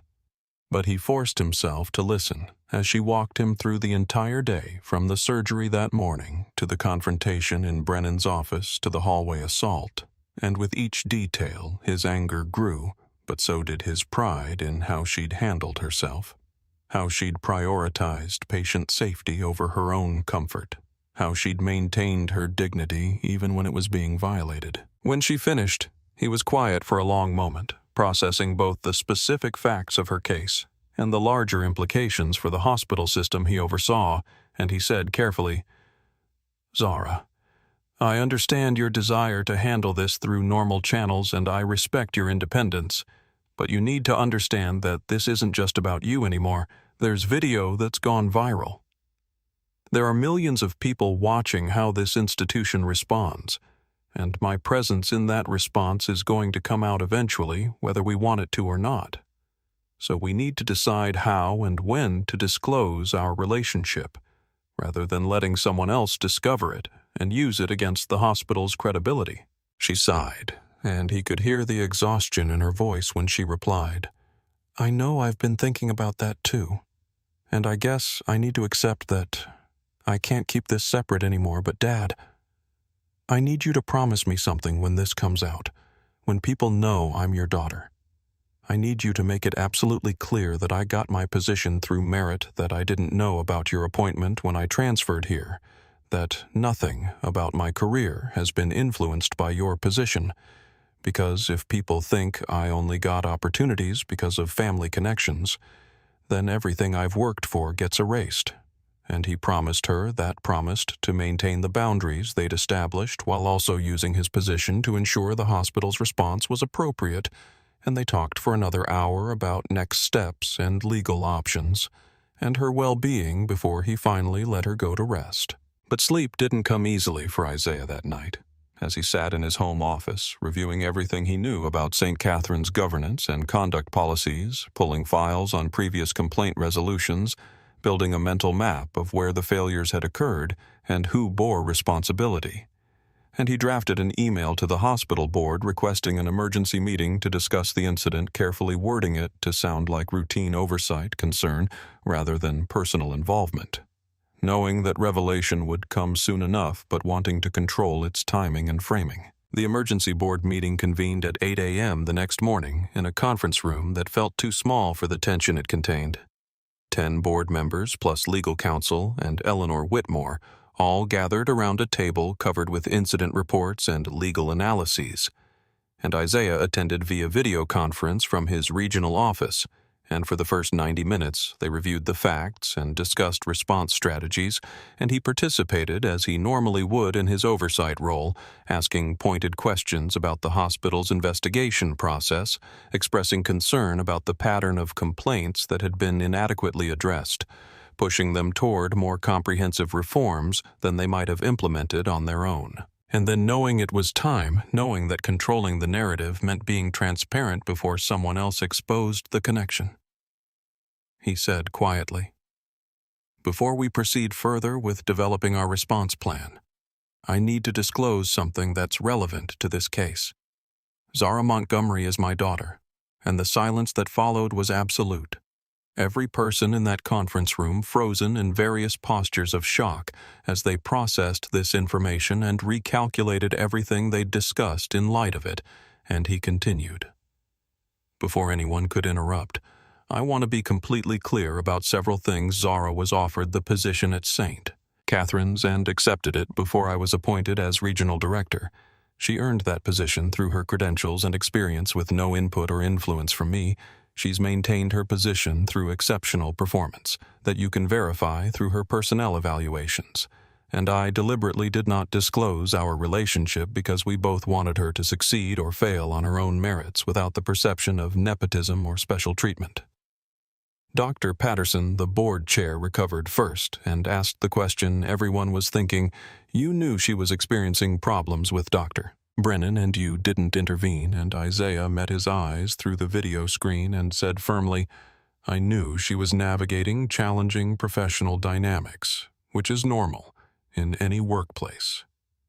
I didn't know about harassment or discrimination that crossed legal or ethical lines because she didn't tell me, and she didn't tell me because we had an agreement that she would handle normal workplace issues independently and only involve me if something escalated beyond what internal processes should handle.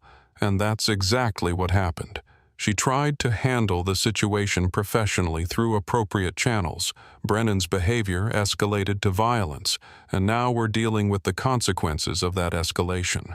Thomas Yee, the legal counsel, immediately saw the implications. "This changes the lawsuit exposure considerably. We're not just looking at assault on a staff nurse, we're looking at assault on the regional healthcare director's daughter who'd been experiencing a pattern of harassment and discrimination that our internal processes failed to address. The optics of that are significantly worse." And Patricia Dubois added, "And when this becomes public, and it will become public, the story becomes not just about one assault, but about whether powerful institutions protect their own at the expense of vulnerable staff, including staff with actual power connections who chose not to use them, which makes our failures even more indefensible." Eleanor Whitmore had been quiet during this exchange, processing the information and its implications, and she said slowly, "Actually, I think this could work in our favor if we handle it correctly. Not in terms of liability, but in terms of credibility, because it demonstrates that even someone with connections, someone whose father could have intervened at any point, chose to work through our internal processes because she believed they should work, and those processes failed her. And that failure is on us. And acknowledging that failure while committing to fix it is more powerful than pretending this was an isolated incident that couldn't have been prevented." And several board members nodded slowly because while the legal exposure was real, the path forward required moral clarity rather than defensive posturing. They spent the next 3 hours developing a comprehensive response plan that included full transparency about Isaiah's relationship to Zara, acknowledgement that internal processes had failed despite multiple warning signs about Brennan's conduct, commitment to implementing stronger oversight and accountability measures, and a timeline for institutional reforms that would be monitored by external reviewers. And Isaiah participated in developing this plan while also carefully maintaining boundaries about what he could and couldn't influence, given his personal connection to the case, walking a line between appropriate oversight and inappropriate interference. By early afternoon, they'd agreed on a public statement that would be released jointly by the hospital board and the Regional Healthcare Directorate. A statement that acknowledged the assault on Zara, disclosed Isaiah's relationship to her, while emphasizing her independent qualifications, detailed the pattern of complaints against Brennan that hadn't been adequately addressed and outlined comprehensive reforms that would be implemented across all 3 hospital systems under regional oversight. And it was a statement that would invite scrutiny and criticism and possibly lawsuits, but that had the merit of being honest about institutional failures rather than minimizing them. The statement went out at 4 p.m. and immediately changed the narrative in ways both predictable and surprising. Some commenters praised the transparency, while others questioned why it had taken an assault on the director's daughter to trigger reforms that should have been implemented years ago, and that criticism was fair and painful and impossible to refute, because the truth was that Zara's connection to power hadn't protected her from assault, but it had ensured that the assault couldn't be buried the way other complaints had been, and that inequity was itself an indictment of how institutions functioned, protecting those with power while leaving everyone else vulnerable to abuse that went unaddressed until it was too late. Zara saw the statement before it went public and gave her approval with mixed feelings, understanding the necessity while resenting that her father's position was now part of her story in ways she'd tried to prevent. But she also recognized that the transparency was important, that hiding the connection would have been worse when it inevitably came out, and she appreciated that the statement emphasized her qualifications and independence, rather than treating her as merely a victim defined by her relationship to someone powerful. And she told her father as much when they talked that evening, and he told her what she'd known since childhood, that sometimes you can't control how stories get told. You can only control whether you tell them honestly. Richard Brennan spent the night after the assault in a fog of disbelief and defensive anger, alternating between convincing himself that this would all blow over once people understood the context, and recognizing with growing horror that context wasn't going to save him, when video evidence made his actions undeniable, and he'd called his lawyer at midnight, a sharp corporate attorney named Gerald Moss, who specialized in professional liability cases, and Gerald had listened to his version of events with the kind of silence that meant he was already calculating how bad this was. And when Brennan finished talking, Gerald said bluntly, "Richard, you're facing criminal assault charges, professional misconduct proceedings, and civil liability that could bankrupt you. And that's before we even get to the public relations nightmare, so you need to prepare yourself for the possibility that your career is over, not suspended, not damaged, but finished." Brennan had argued, had insisted that the hospital needed him, that his patients depended on him, that one mistake shouldn't erase 22 years of excellence, but Gerald cut through his denial with brutal honesty. "Your one mistake was captured on video from multiple angles and has been viewed by 37 million people. Your context includes you using racially charged language before striking a black woman who is advocating for patient safety, and the hospital just disclosed that she's the daughter of the regional healthcare director, which means they can't protect you even if they wanted to, because protecting you would destroy their credibility and expose them to massive liability. So you need to stop thinking about how to save your career and start thinking about how to minimize legal consequences." The next morning, Brennan drove to the hospital hoping to at least collect personal items from his office and perhaps talk to some colleagues who might support him. But security stopped him at the main entrance, checking his ID badge in their system and informing him politely but firmly that his access had been revoked, and he was not permitted on hospital property during the investigation and the humiliation of being turned away from a building where he'd worked for 2 decades, where his name was on published research hanging in hallways, where he'd been treated like royalty just 48 hours ago, hit him with stunning force, and he stood in the parking lot for a long moment, not quite believing this was real. Gerald met him at a coffee shop 2 blocks from the hospital to discuss strategy, and the lawyer laid out the grim reality. The district attorney is reviewing the case for criminal charges, most likely simple assault, which is a misdemeanor, but could include enhanced penalties for bias. Motivated conduct given your recorded comments. The hospital board is conducting an internal investigation that will almost certainly recommend termination, and the state medical board has been notified and will likely open their own inquiry into your professional conduct. And on top of all that, Ms. Montgomery would be well within her rights to file a civil suit for assault, battery, workplace harassment, and emotional distress, and given who her father is, she'll have access to excellent legal representation. Brennan listened to this catalog of consequences with growing panic, his carefully constructed self-image as untouchable surgeon crumbling piece by piece, and he asked desperately, "What's the best-case scenario here?" And Gerald answered, with the kind of honesty clients hate but need. Best case, you plead to a reduced charge, accept termination from the hospital without fighting it. Surrender your medical license voluntarily before it's revoked, so you have some control over the narrative. Complete whatever counseling or rehabilitation the courts require, and hope that Ms. Montgomery doesn't pursue civil damages that would take everything you own, and in exchange for all that cooperation you might avoid jail time and might retain some dignity, though your career as a surgeon is over either way. The interview with the hospital's internal investigation committee took place 3 days after the assault in a conference room that Brennan had attended countless meetings in making decisions about surgical department policies and junior staff evaluations.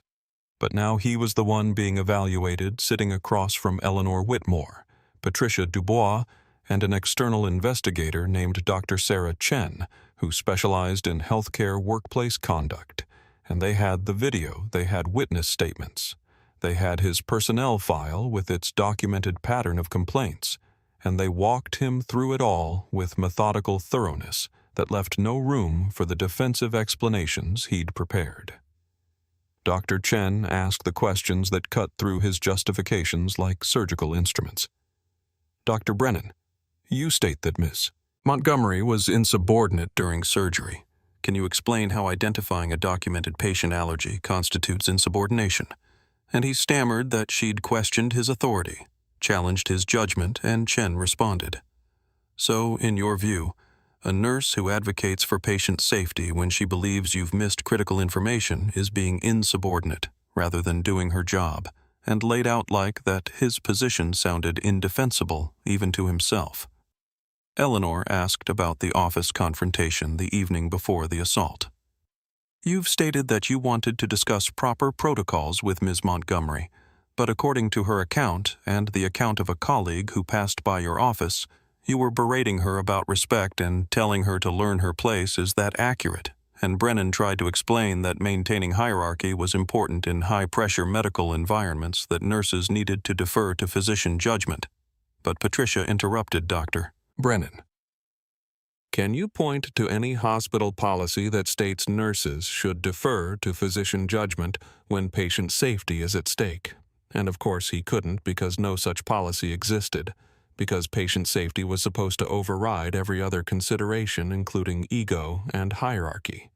The video was played during the interview, the investigators watching his reactions as he viewed himself striking Zara, and he winced at the sound of impact at Lily's question that followed at his own stammered non-answers. And Dr. Chen asked simply, "Can you explain to us what justification exists for striking a colleague in a hospital hallway?" And he had no answer that didn't sound worse than silence. Nothing he could say that would make those few seconds of footage anything other than what they were. A powerful man losing control and using violence against a woman who dared to disagree with him. They asked about the "you people" and your kind language, and he tried to claim he'd been speaking about nurses generally or young staff members, not making racial references. But the investigators simply played that section of the video again and asked, "Does that explanation sound credible to you, Dr. Brennan?" And he was forced to admit that, no, it didn't. That in the heat of the moment he'd said things that reflected biases he'd claimed not to hold, and that admission hung in the air like a confession. The investigation took a week to complete formally, though the outcome was never really in doubt, and the report was delivered to the hospital board with recommendations that included immediate termination for cause, revocation of all hospital privileges, notification to the state medical board of unprofessional conduct and cooperation with any criminal proceedings, and the board accepted all recommendations unanimously, and Brennan was officially terminated 2 weeks after the assault. his office cleared by security staff who packed his personal items into boxes and shipped them to his home. His name removed from department websites and research publications. His legacy erased as if he'd never existed. The state medical board's investigation took longer, but reached a similar conclusion, finding that his conduct violated professional standards for physician behavior and demonstrated a pattern of inability to maintain appropriate boundaries with colleagues, and they suspended his license for 18 months, with requirements for ethics training, anger management counseling, and bias remediation before he could even apply for reinstatement.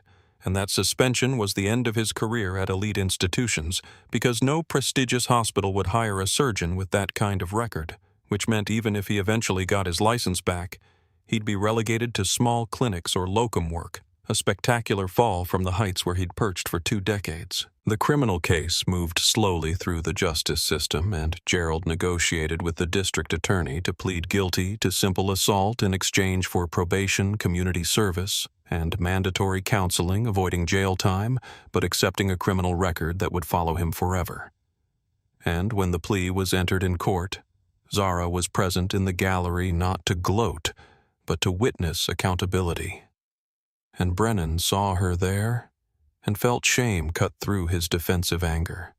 For the first time felt the full weight of what he'd done, not just to his own career, but to another person's dignity and safety.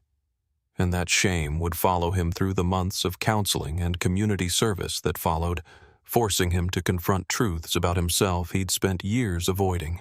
The mandatory all-staff meeting for St. Catherine's surgical department was scheduled for a Wednesday morning, 2 weeks after the assault, and attendance wasn't optional. The email from administration making clear that every nurse resident, attending physician, and support staff member was expected to be present barring emergencies.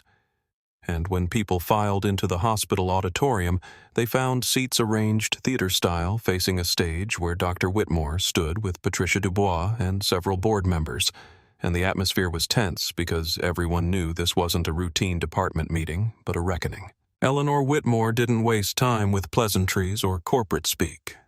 She started by showing the video of Brennan assaulting Zara, forcing the 80-plus people in that room to watch what many had only heard about to see the violence and hear Lily's innocent question and witness the failure of everyone present in that hallway to intervene immediately, and she let the silence after the video sit for a long moment before saying, "We failed, not just Dr. Brennan, who committed assault, not just the administrators who didn't take previous complaints seriously enough, but every single person in this department who saw problematic behavior and said nothing, who witnessed intimidation and looked away, who knew things were wrong but prioritized their own professional safety over speaking up.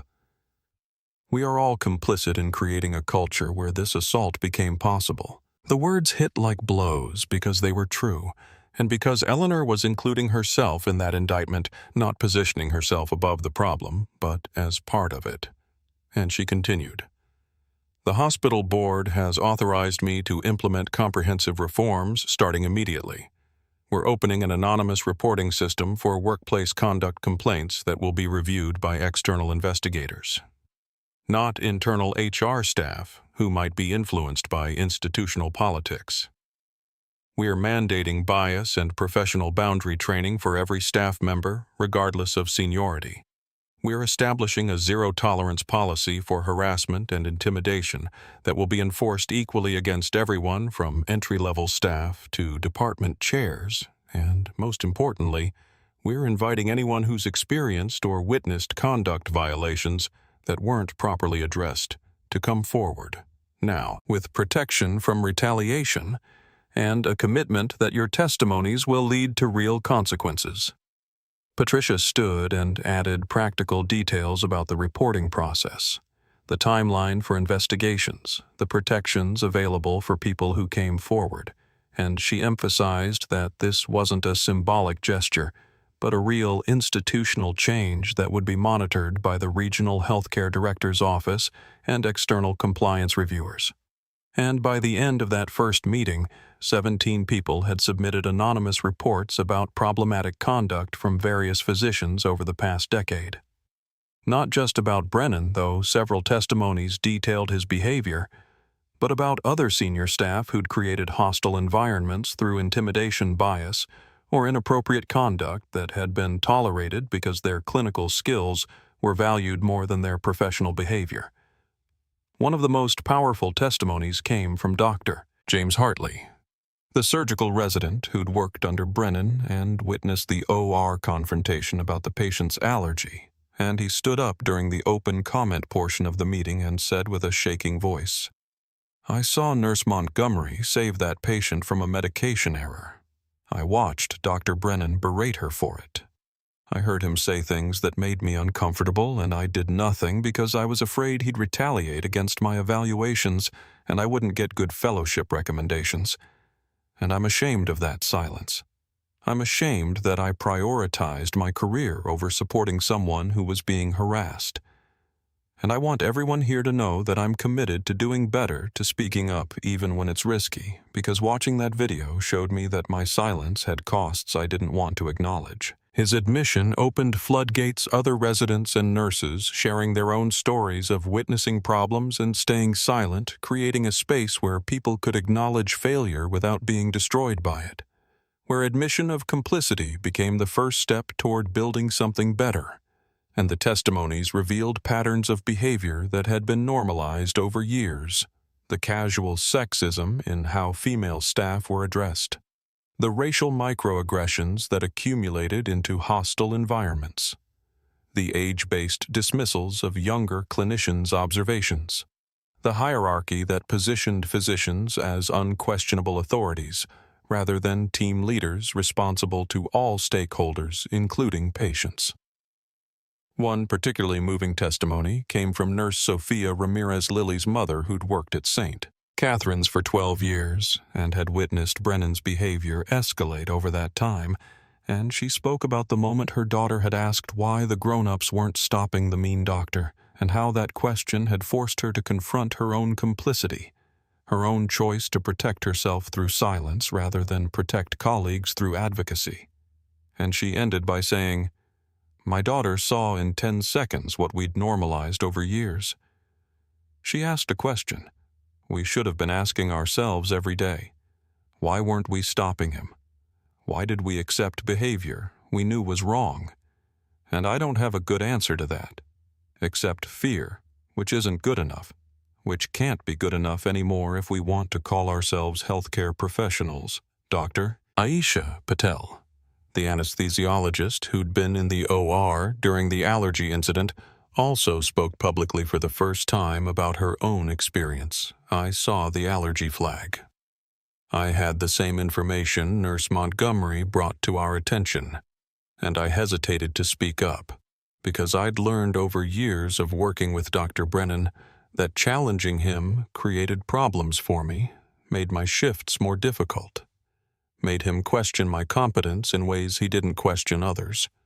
And so I stayed quiet until someone braver than me did what I should have done.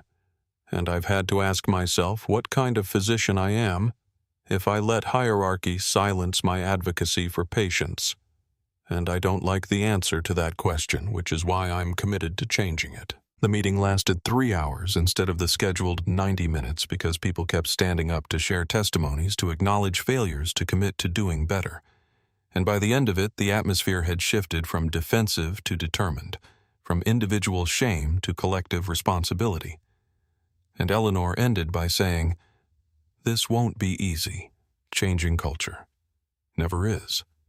There will be resistance and backsliding and moments where old patterns reassert themselves. But we're going to keep pushing forward because the alternative is unacceptable.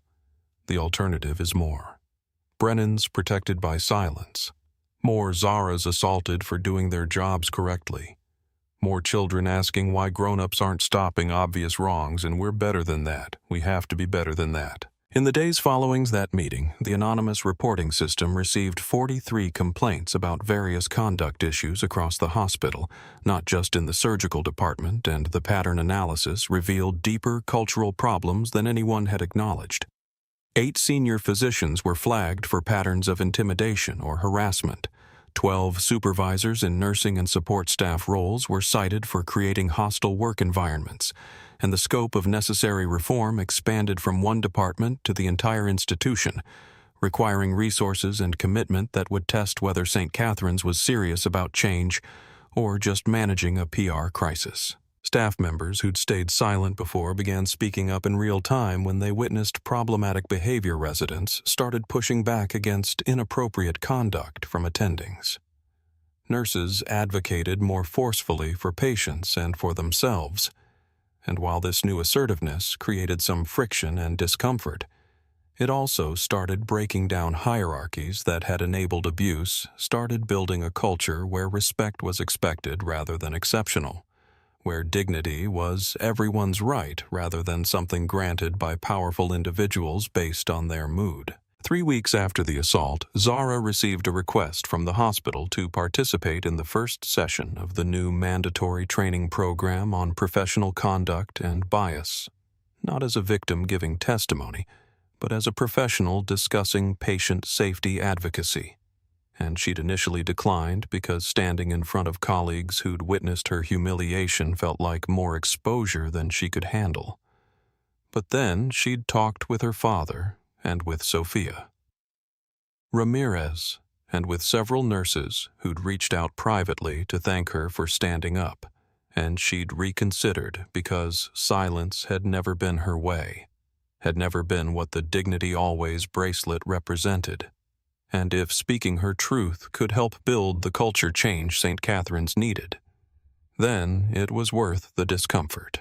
The training session was scheduled in the hospital auditorium on a Tuesday morning, and when Zara arrived early to prepare, she found the space already filling with staff members more than the 200 who'd been formally required to attend, and she learned that word had spread, and people from other departments had asked to participate because her story had resonated beyond the surgical wing, had become a touchstone for broader conversations about respect and hierarchy happening throughout the institution, and she felt simultaneously honored and terrified by this responsibility she'd never asked for. Patricia Dubois introduced her with context about what had happened and how it had catalyzed institutional reform, and then Zara stood at the podium with her notes that she'd written and rewritten a dozen times, and she looked out at the sea of faces and saw colleagues who'd witnessed the assault, supervisors who'd failed to address earlier complaints, new staff who'd only joined after everything changed, and she saw Lily sitting in the front row with her mother,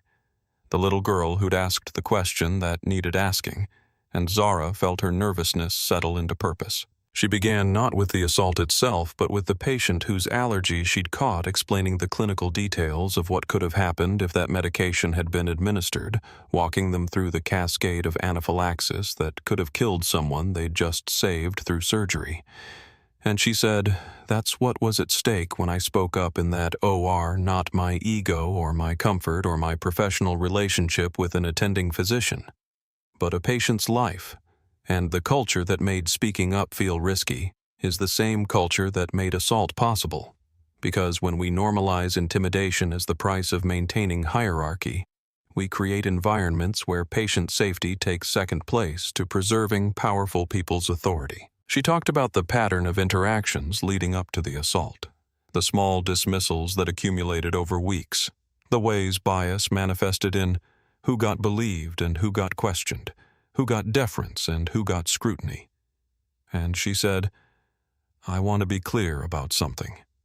I had advantages that many people facing similar situations don't have. I had excellent credentials that were hard to dismiss. I had a father whose position meant I could have called for help at any time. I had colleagues who documented what happened and witnesses who came forward, and even with all those advantages, I was still assaulted in a hospital hallway for advocating for patient safety.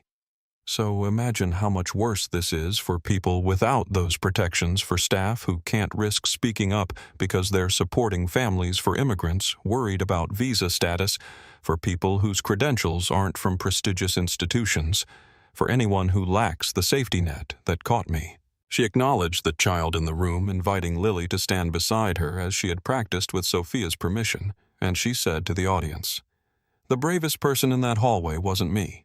It was this 9-year-old girl who asked a question that adults were too afraid to ask. Why did you hit her? Such a simple question, and yet no adult said those words. No adult intervened immediately. Everyone was calculating professional consequences and social dynamics, while a child just saw wrong and named it.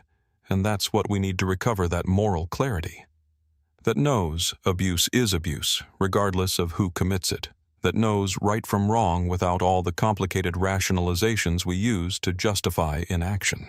Lily, who'd been shy about speaking in front of so many grown-ups, found her voice when Zara asked her, "What do you want to tell people about speaking up?"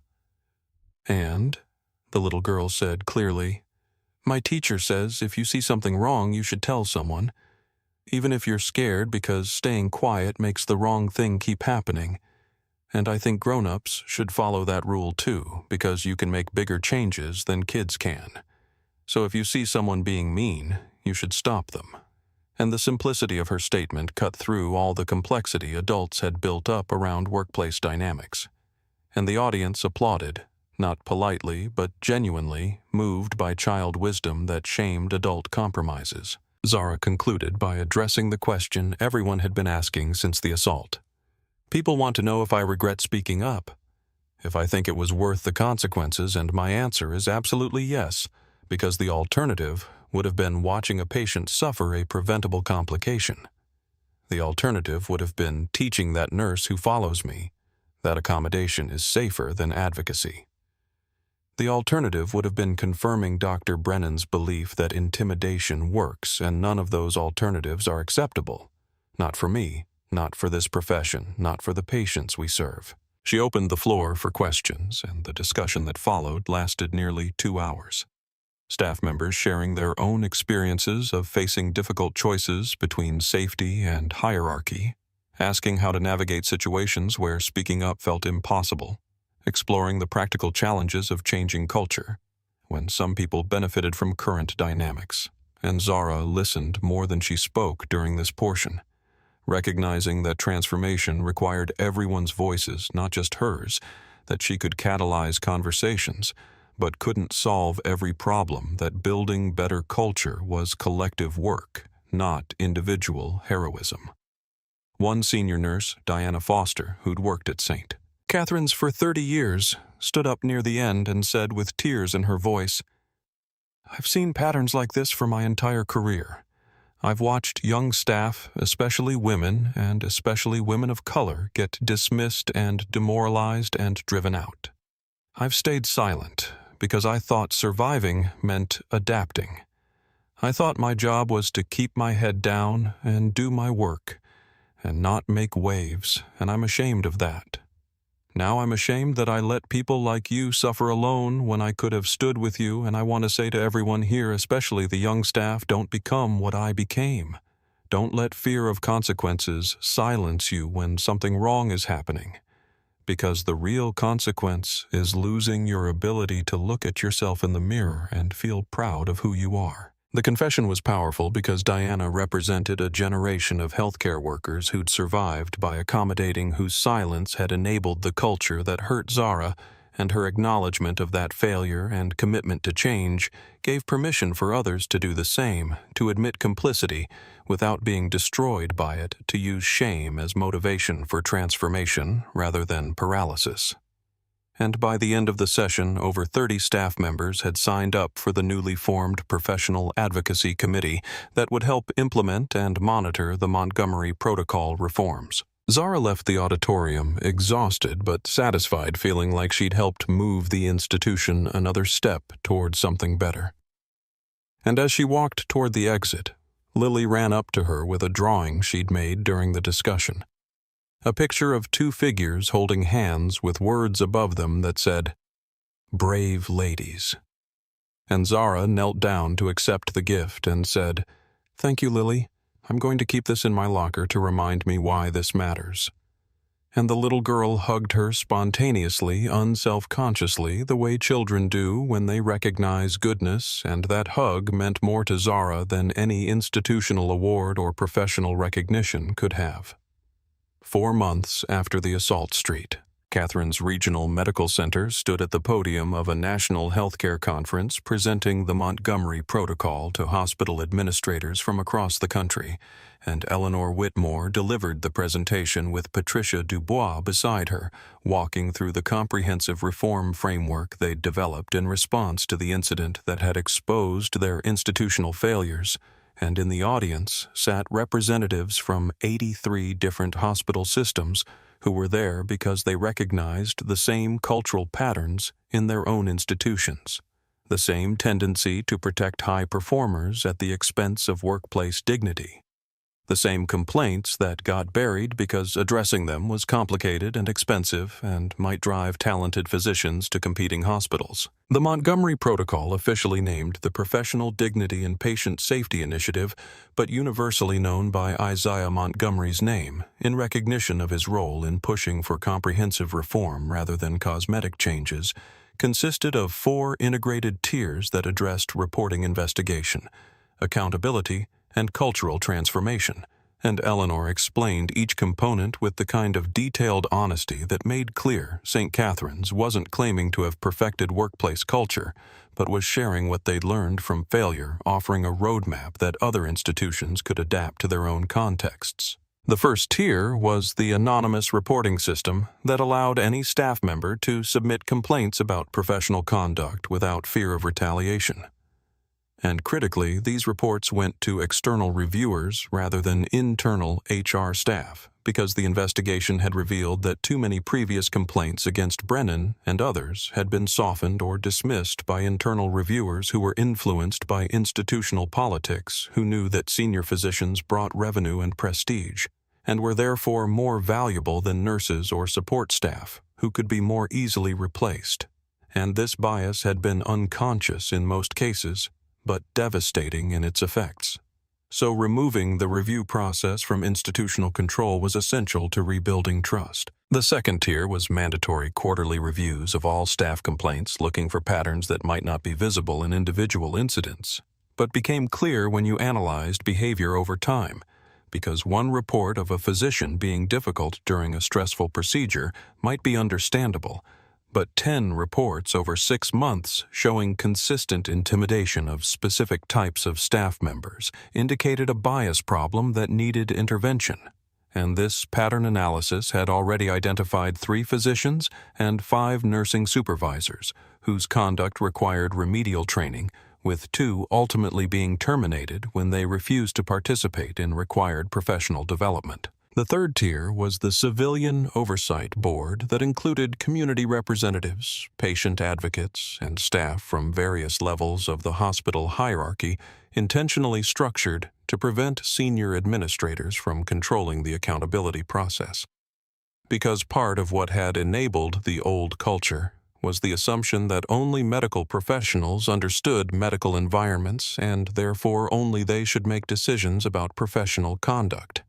But that assumption had created closed systems where abuse perpetuated itself, and bringing external perspectives helped challenge normalized behaviors that looked different from outside the echo chamber. The fourth tier, which Eleanor emphasized as the most important, was the zero-tolerance enforcement policy that applied equally regardless of seniority or clinical value, meaning that a department chair who committed harassment faced the same consequences as a first-year resident, that surgical excellence didn't buy immunity from professional conduct requirements, that the hospital would terminate high performers who couldn't maintain respectful workplaces, rather than protecting them at the expense of everyone else.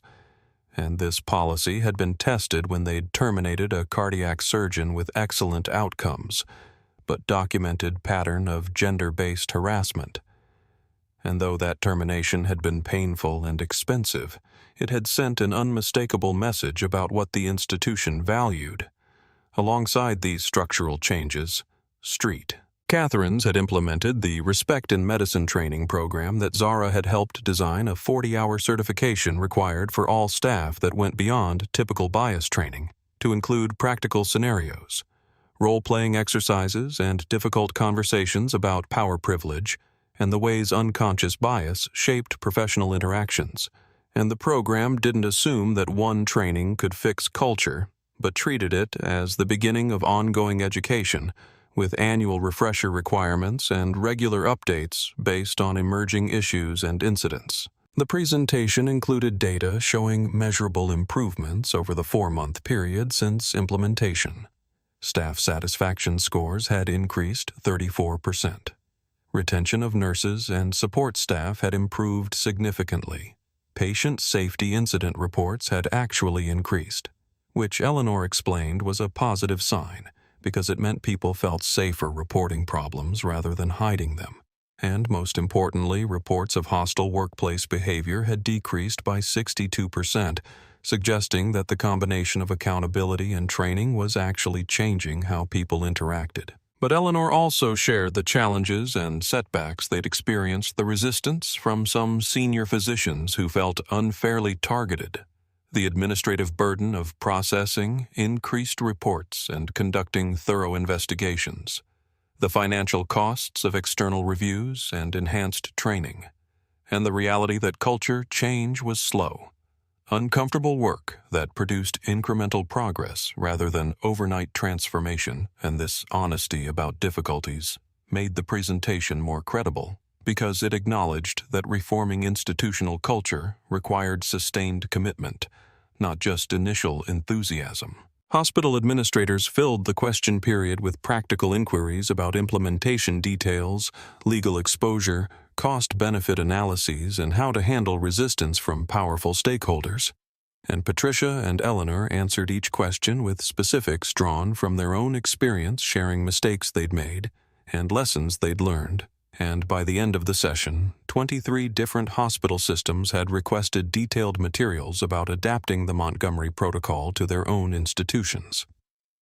Within 6 months, 47 hospitals across the region had implemented some version of the protocol, and within a year it had been adopted by 3 major hospital networks as standard practice, and while each institution adapted it to their specific context, the core principles remained transparent, reporting external review pattern analysis, equal enforcement and cultural transformation through education and accountability, and what had begun as street. Catherine's response to one assault became a framework for addressing workplace dignity across an entire healthcare system. 7 months after the assault, on a morning that felt remarkably ordinary given everything that had changed, Zara Montgomery led her surgical trauma team through a complex emergency case involving multiple trauma patients from a construction accident, and as she coordinated care and made rapid decisions about resource allocation and patient prioritization, she did so with an authority that came not from her father's position, but from earned respect, from demonstrated competence, from the trust her colleagues had developed. Watching her handle crisis after crisis, with the same calm professionalism she'd shown in that OR when she'd identified the allergy that could have killed someone. She'd been promoted to clinical education coordinator 3 months earlier, a role that put her in charge of training programs for new nursing staff and professional development for existing team members. And while the promotion had come with the inevitable whispers that it was compensation for the assault or favoritism due to her father's position, those whispers had faded quickly when people saw the actual work she was doing, redesigning training curricula to emphasize patient advocacy and professional dignity, mentoring younger nurses facing the same challenges she'd experienced, and building a culture where speaking up was celebrated rather than punished. Her father, Isaiah, continued his work as regional healthcare director, maintaining careful professional distance from Zara's career while also leveraging his position to push the Montgomery Protocol across all 3 hospital systems under his oversight, and they still had their weekly Sunday dinners where they were just father and daughter, rather than administrator and employee, where they could talk about the emotional toll of being public figures in a story neither had chosen, but both were committed to handling with integrity, and Isaiah told her repeatedly how proud he was, not just of what she'd accomplished, but of how she'd accomplished it, refusing to shrink herself, refusing to use privilege she could have claimed, insisting on earning everything she achieved. The relationship between Zara and her colleagues had evolved in interesting ways, some people treating her with a respect that felt earned through shared struggle, others maintaining a slight distance as if afraid she might document any minor transgression. but most finding a middle ground where she was simply a valued colleague who'd been through something difficult and had emerged stronger. And the latter group included Dr. Aisha Patel, who'd become a genuine friend, the two of them meeting regularly for coffee, where they talked about medicine and life, and the ongoing work of cultural change that sometimes felt overwhelming but also deeply meaningful. One Tuesday morning, as Zara was reviewing training materials in her office, she heard a knock on her open door and looked up to see Lily Chen standing there with her mother Sophia, and the now 10-year-old girl was holding a school project poster board and looking both nervous and excited. And she asked Miss Zara, "Can I interview you for my school project? We have to do presentations about people who inspire us, and I picked you."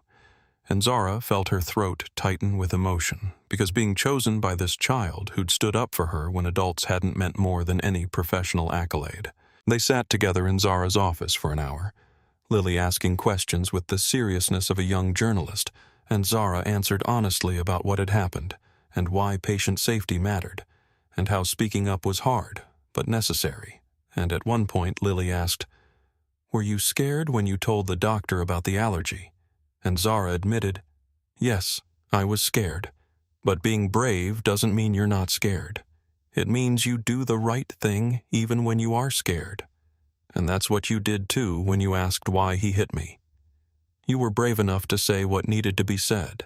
Lily's project presentation happened the following week, and Sophia sent Zara a video of it, and watching this 10-year-old explain to her classmates about workplace dignity and patient advocacy, and the importance of speaking up when you see something wrong, all illustrated with drawings and photos, including the picture Lily had made of the brave ladies, brought tears to Zara's eyes because it showed how one moment of crisis could plant seeds that grew in unexpected directions, how a child's moral clarity could inspire adults to be better, how stories of standing up to injustice could multiply through telling and retelling until they changed not just institutions, but the people within them.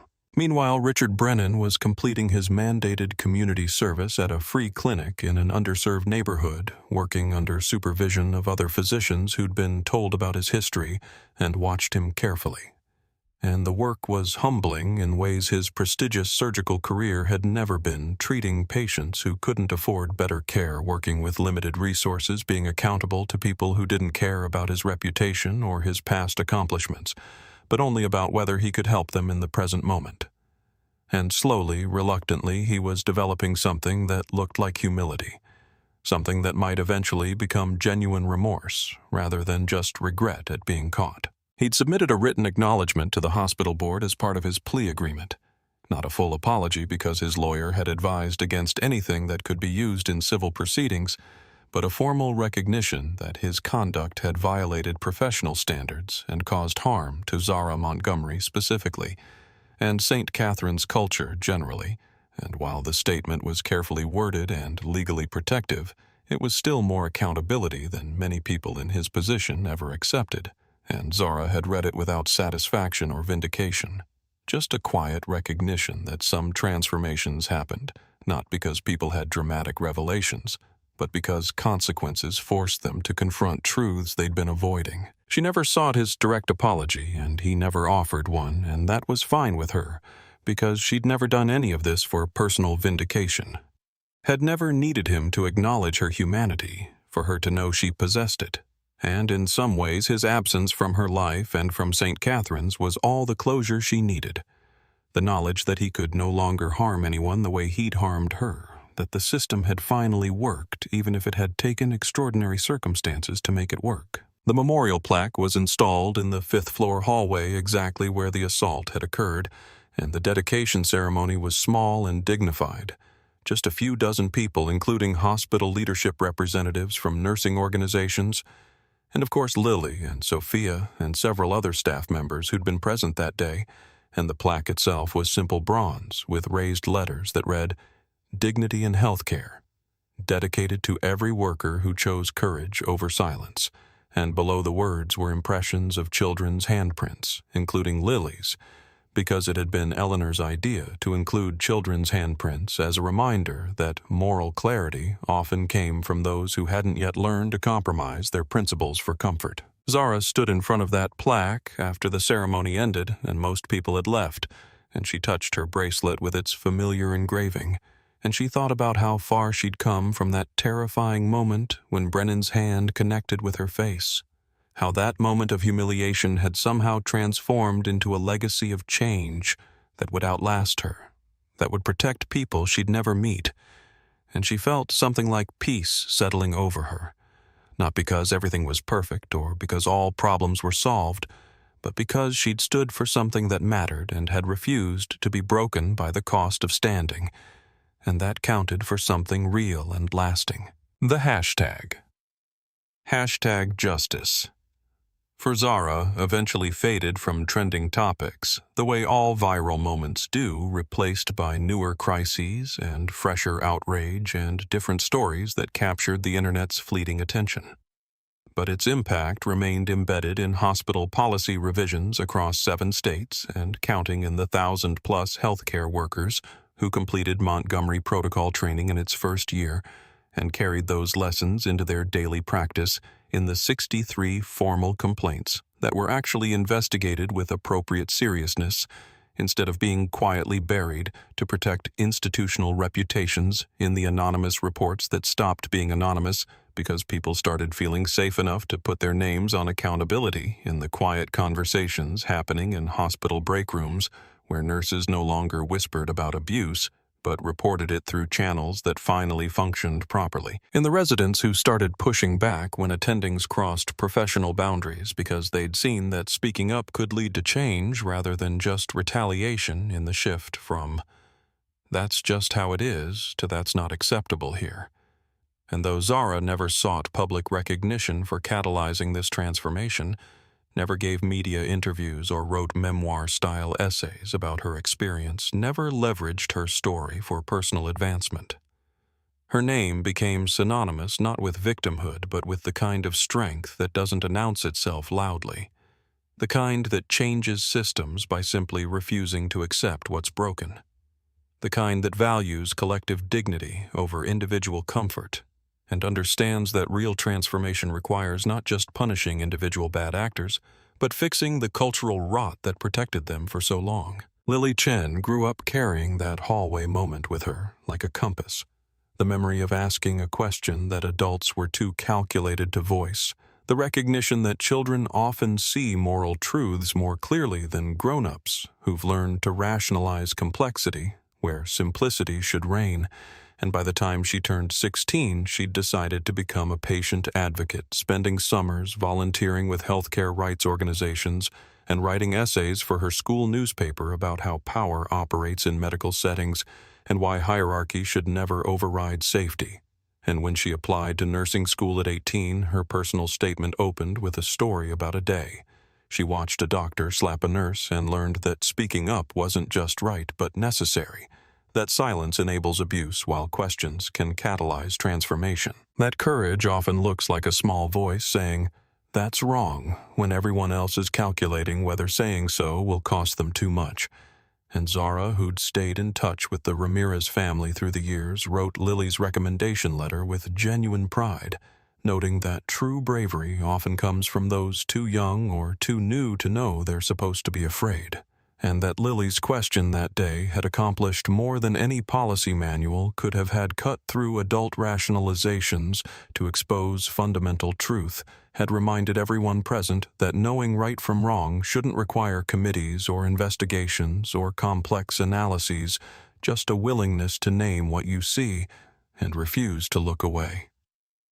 The hallway where dignity was violated became the hallway where dignity was restored, and every new employee at St. Catherine's passed that memorial plaque during orientation, heard the story not as a cautionary tale about what happened when you spoke up, but as proof that systems could change when individuals refused to be silent, that institutions could transform when enough people demanded better, that one person's courage combined with collective support could break patterns that had persisted for decades.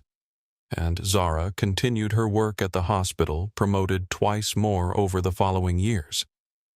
Not because of nepotism or compensation for trauma, but because excellence combined with integrity creates unstoppable forward motion, because people who stand for something larger than themselves naturally rise into leadership because the same qualities that made her advocate for that patient's allergy were the qualities that made her exceptional at training others and building culture and demonstrating daily that respect and competence weren't opposing values, but reinforcing ones. And on the 7th anniversary of the incident, she stood in that same corridor with her father beside her, both looking at the plaque that bore his name without either needing to speak, because the transformation spoke for itself, from one moment of humiliation to a legacy of accountability.